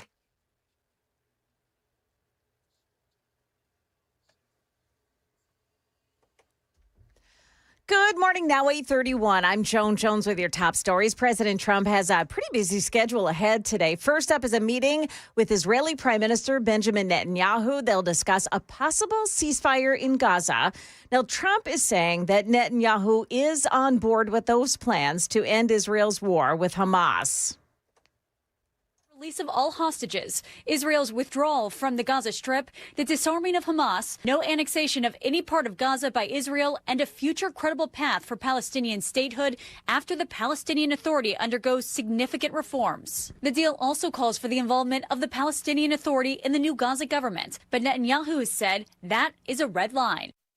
That's ABC's Nicole D'Antonio. Now, that meeting begins at 10 o'clock this morning. And then at 2 o'clock, it's a meeting with the 4 top congressional leaders over what could be a government shutdown. A shutdown means millions of federal employees, members of the military, TSA officers, ICE agents would go without pay until the government reopens. But the White House raising the stakes even further, directing agencies to consider mass firings of federal workers from programs that are not consistent with the president's priorities. That's ABC Selena Wang. Here in Nashville, months after somebody called in a bomb threat to Centennial Hospital, warning that he would blow up the intensive care unit, an arrest has finally been made. His name is Emil Jawad. He's been arrested and is facing charges related to making terroristic threats.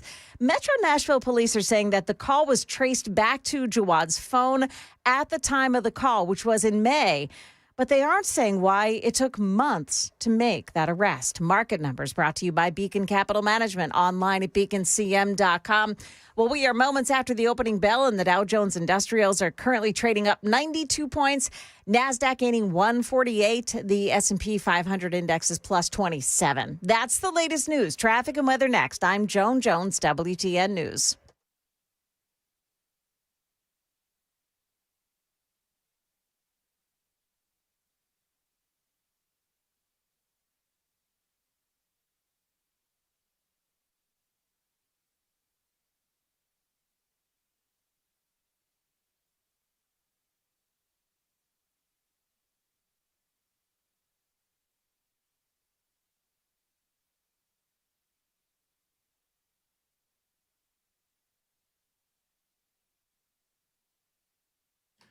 Dan Mandis here for my friends at the Glock store. Now, you know that this is my gun store. Now, first time I went into the Glock store, I got to tell you, I don't know if you've ever been there, but if not, you've got to go. They're real close to the airport.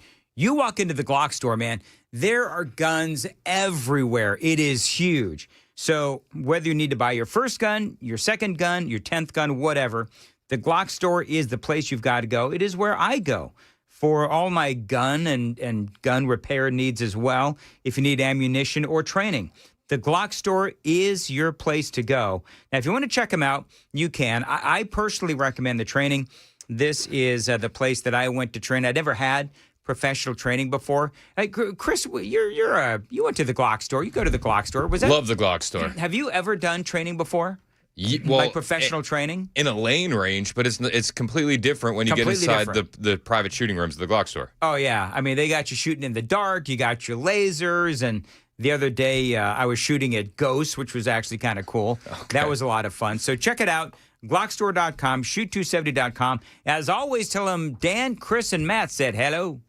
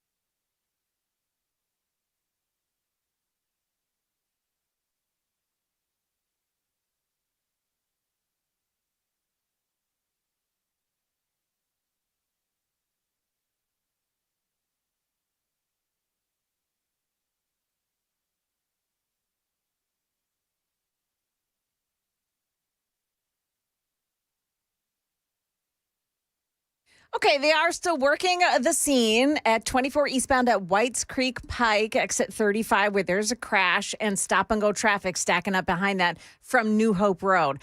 At the southeast split, it's Murfreesboro Pike at 24. That's a crash involving some injuries. And still working it this morning in Green Hills on Hillsboro Pike at Lombardy Avenue. Traffic every 10 minutes every morning on Super Talk 99.7 WTN.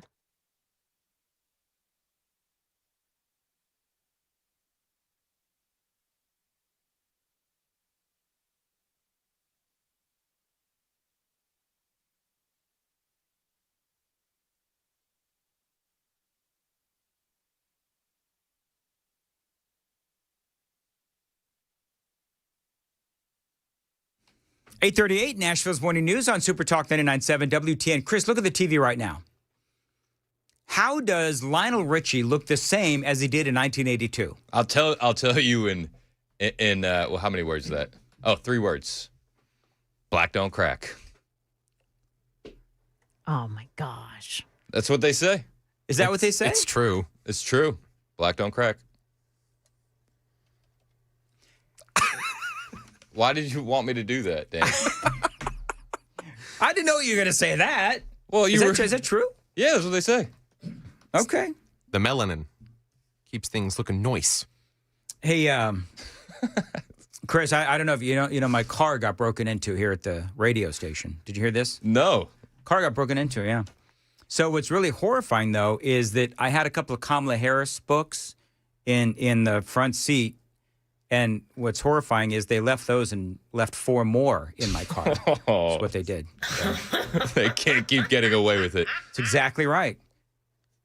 You know, I really thought that was going to land better. I did that in the 5 o'clock hour, and I got the same. Yeah. Is it the way that I'm telling the joke? Did you see? There's some other morning show in the country doing conservative news talk, and they have a massive morning show, but they got the Kamala Harris audio version of the book. Oh, and they slowed it down? They slowed it down 30%, so she sounds hammered.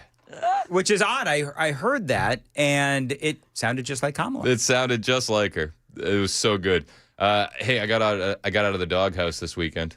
Okay. So everybody knows that I've been in a bit of hot water with my wife because I got greenlit to buy some catcher's gear for my son for Little League. Okay.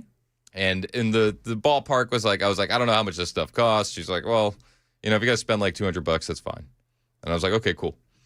So we went to the store, and I went over budget. You did. I doubled the budget. I doubled the budget. From 2 to 4? Yes. You spent $400 on catcher's gear stuff? Quickly. For one season. I feel embarrassed. Who does the books in your house? The wife. Okay. So. There you go. So. Yes. Friday night, though, at our game, young Brooks got me out of the doghouse. I got a look from my wife and she looked at me and said, I'm not mad at you about the catcher's gear anymore. Okay, good. But what happened? Late game heroics. It was wild. All right, so we're losing 8-4 the majority of the game. We get to the last inning, and Brooks scores the run that puts us in the lead. Okay. Okay. So it's now 9-8. Mm-hmm. We go to the bottom of the last inning, and our pitcher is great. Strikes out the first batter, and then the kids start getting some hits. Mm-hmm. When the runner gets to third, we have a runner at third and a runner at second. Brooks just runs basically to first base, scoops up a loose ball, and then runs back in full catcher's gear to tag the kid out before he crosses home. Nice. So the team starts losing it. And then it happened again with the next batter. So that this ball comes flying at Brooks, he jumps up to catch it, and then he dives down and tags the kid out at home. Wow. His team lost it. They ran out and were carrying him off the field chanting MVP, which was very, very fun. Mm-hmm. But at that moment, my wife looked at me and said, I'm not mad about the catcher's gear anymore. Oh, that's awesome. Yeah, it was great. It was great. We had an awesome weekend, and the Mariners played fantastic. The entire team. Is that your? That's our squad. Are you still the coach, or were you? They decided that they were going to go with people that actually knew the game. I wish the Titans would do the same thing. Seriously, it actually works. Did you guys catch that joke? I did. I caught it. That was actually good. It landed better than the Kamala joke. Yeah. We caught the joke, unlike how the Titans weren't catching any passes. Oh, very nice. Hey, Chris. Hey, Dan. Did you hear the story about the Titan Stadium, the new Titan Stadium today? No, did something racist happen again? So, no, oddly enough, but it turns out the Titans are going to stay in the old stadium. What? Yeah, they're going to save the new stadium for an actual NFL team. Was that one better? I like it. You're bringing the hits today. I'm really not. Your son now? Does he have his own protective cup? He does. He does wear. You have to wear a cup as a catcher, and he was very annoyed with me for the first couple weeks until last game, where he walked off after one of the innings, and he goes, "I'm not mad about the cup anymore." I was getting vindicated left and right at this game Friday. Must be nice. Well, so did Brooks, right? Yeah. So how old is he again? He's 8. So he's the youngest guy on his team. So he said, "I'm not mad about the cup anymore." I said, "What happened?" And he looked left, he looked right, and he goes, "Theo got me." I said, "He got you?" And he's like, "Right in the cup, Dad. Right in the cup." He's like, "If I wasn't wearing it, that would have hurt really bad." Joan, you know what a cup is? I have sons. Yes, I know what a cup is. Man, I'm just asking a question. Well, she's got grandkids too, so we know that the cup has worked. So for people that don't know, explain what a cup is, Chris. It's a protective chassis around the family jewels. There you go. Okay. I really don't think you needed to explain. There's some people that what's a cup? I don't understand what a cup is. They're goofing with you. You just wait till Brooks gets to middle school. It was all the rage to do cup checks. Oh, cup checks. I remember that. Yeah. Yeah, you don't remember that? No. Backhand your teammate in the groin area to make sure he's got his protective gear on. And if he doesn't, then he's learned his lesson. Little what's the capital of Thailand? Bangkok. Oh, my goodness. Okay, I'll admit that was better than my joke. Yeah, that was joke of the day. I didn't come up with it. That's pretty funny, actually. I didn't come up with any of these. No, you're just jacking them? Yeah, of course. You think I don't have my own sense of humor? Isn't that abundantly clear? When I was a catcher in school, I've told this story before about and I look back on this now. I can't believe it. We had a shared cup on my little league team. Times were tough growing up during the Great Depression. It was like they put me a catcher, and I had to be probably 8, 9, whatever it was. And so they're like, "Well, you got to wear the cup." Now I didn't know because I wasn't a big baseball kid. I'm like, "What do you mean put a cup on?" He's, "Well, you got to, Bangkok and all that." Yeah. So and all that. And all that. So I'm like. So they Jimmy, where's the cup? And so I'm like, wait a minute, it's a shared thing? Dan's like, "Can I rinse this off?" "We don't have time, Dan. Put it on." Looking back, it is so bizarre. And I did it for like maybe an inning or two, and I begged to be put in the outfield. Can I please go play like in right field? Because I just, don't want to. It's oogie. So now kids, of course. Oogie. That's oogie. And I'm trying to put it in, and I just can't get it in. Don't make me take that thing away from you, Sam. Anyway, so there you go. Yeah. Yeah. Did you end up getting your own after you had to share it, or? You know what? Season ended, and I made it clear that I would never catch again. Okay. And I never caught again.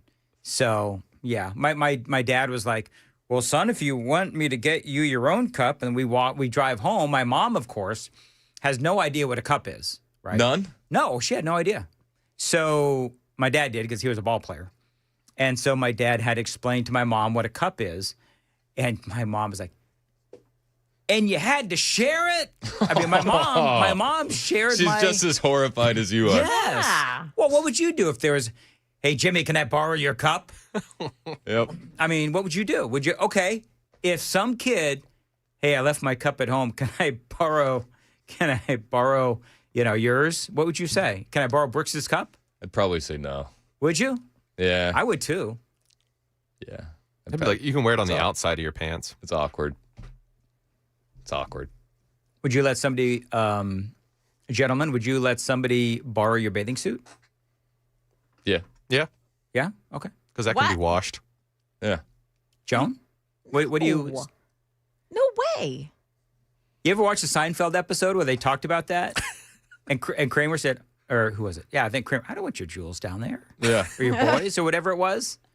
And I actually would not want someone to borrow my bathing. See, Joan and I are normal. No. You guys are a little too familiar. Well, I don't know. You can wash it, I suppose. Yeah, I wouldn't overly stress about it. Yeah. Tell them to keep their underpants on. I'd let them just have the shorts. Like, keep them. I'll get another pair. We're not all made of money, Joan. Yeah. I could do that if I didn't spend $400 on the catcher's gear. Wow. Yeah, right. I like. You know what I like about Joan? She can turn any conversation into an insult to the company. Like that is like an uncanny thing. It's a gift. It's a really, gift. really good, Joan.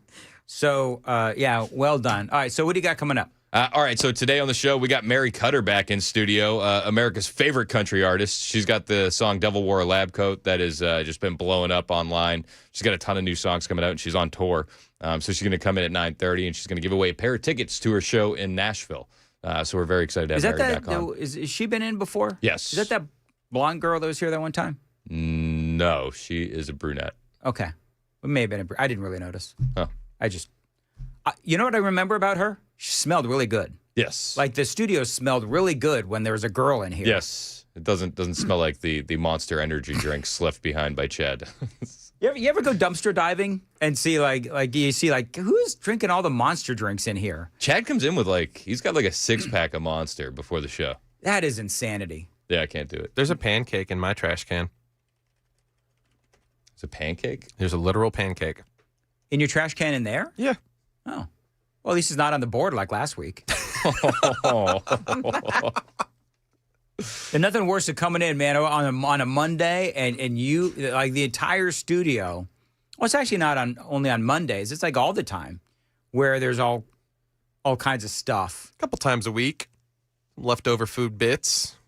Clearly someone was snacking over the keyboard. Certain buttons are sticking. We'd walk in on some days and there's nuts all over the floor in either the newsroom or in this studio here. There's an open bag of Doritos right now sitting on the other side of the newsroom. Yes. What is wrong with these people? Yeah. What are you, bored at a barn? Well, who would do the open There's Doritos? a trash can right nearby.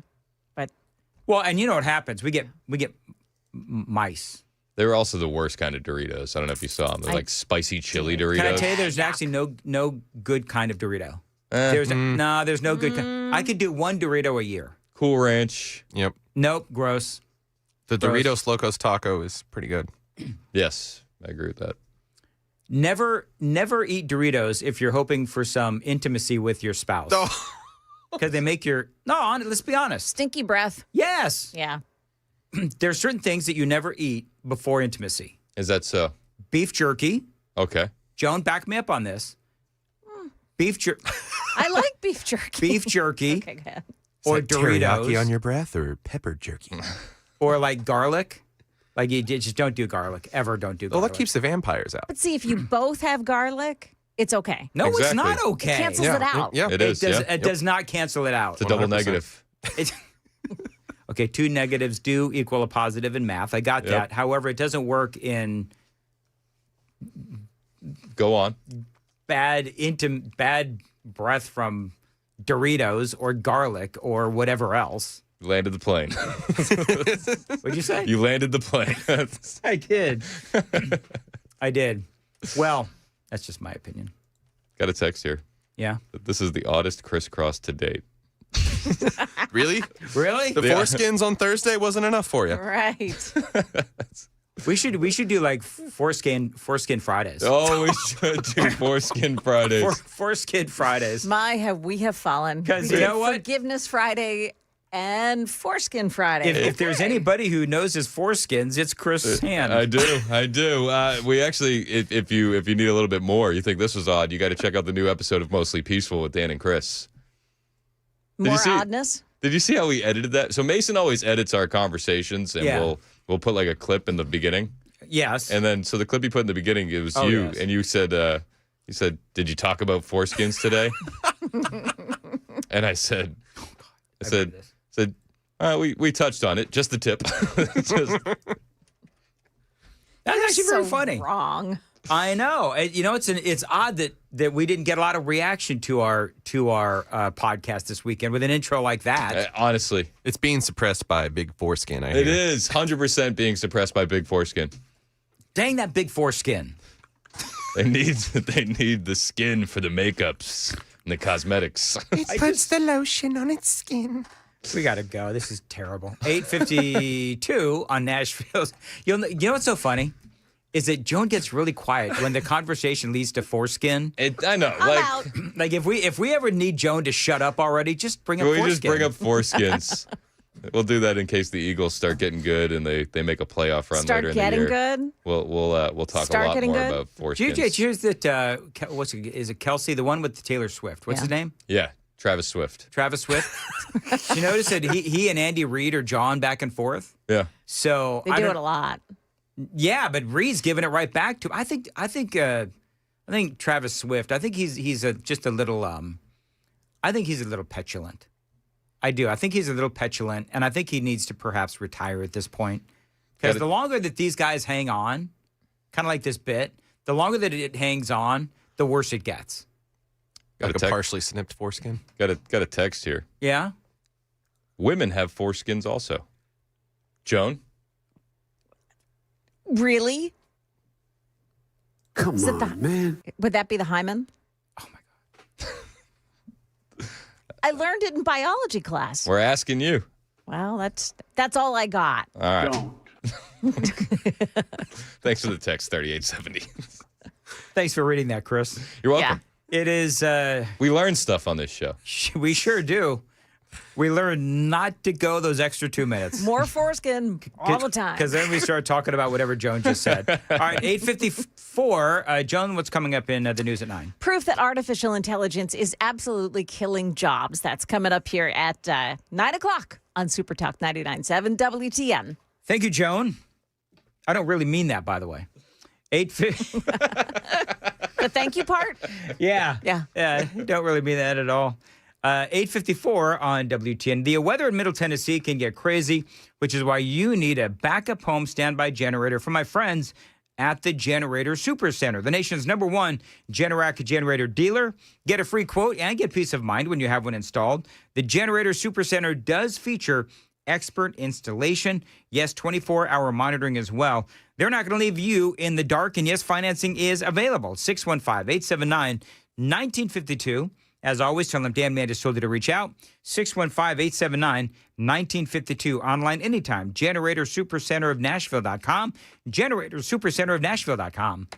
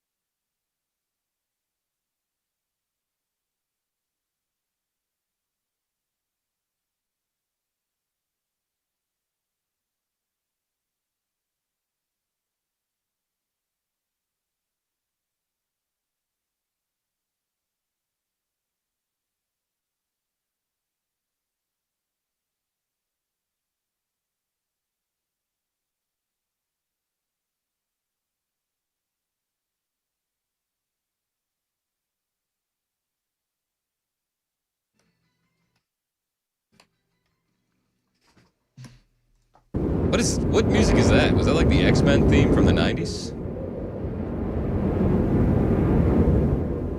You know what this is going to be the theme? This sound effect is going to be the theme moving forward. Is my daily text from Amy. Oh no! About what I've screwed up. What happened? What'd you screw up this time? You know, was she apparently listening? what I did. Was she listening to the circumcision topic? No. Not my household. Not my neighborhood. I took a shower yesterday, but one of the things that I did was I took her body wash out of her shower and brought it down to mine. So she's literally texting me from the shower and not in a good way. Where's my dang body wash? With 2 exclamation points and 3 question marks. I'm in the shower and have no soap. And so Joan, Chris is big. And so this is what it's going to be like in my house when I get home. Is this the freezing cold? Cold and chilly? Yeah. I thought it smelled like lavender in here. So yeah, that raises lots of questions. Why did you want her body shower? I was out stuff? downstairs, and I also like to smell fruity. Anyway. Clip that. Okay. What? I said clip that. No, we won't be clipping anything. We're going to move on because Chris Hand is coming up next on WTN.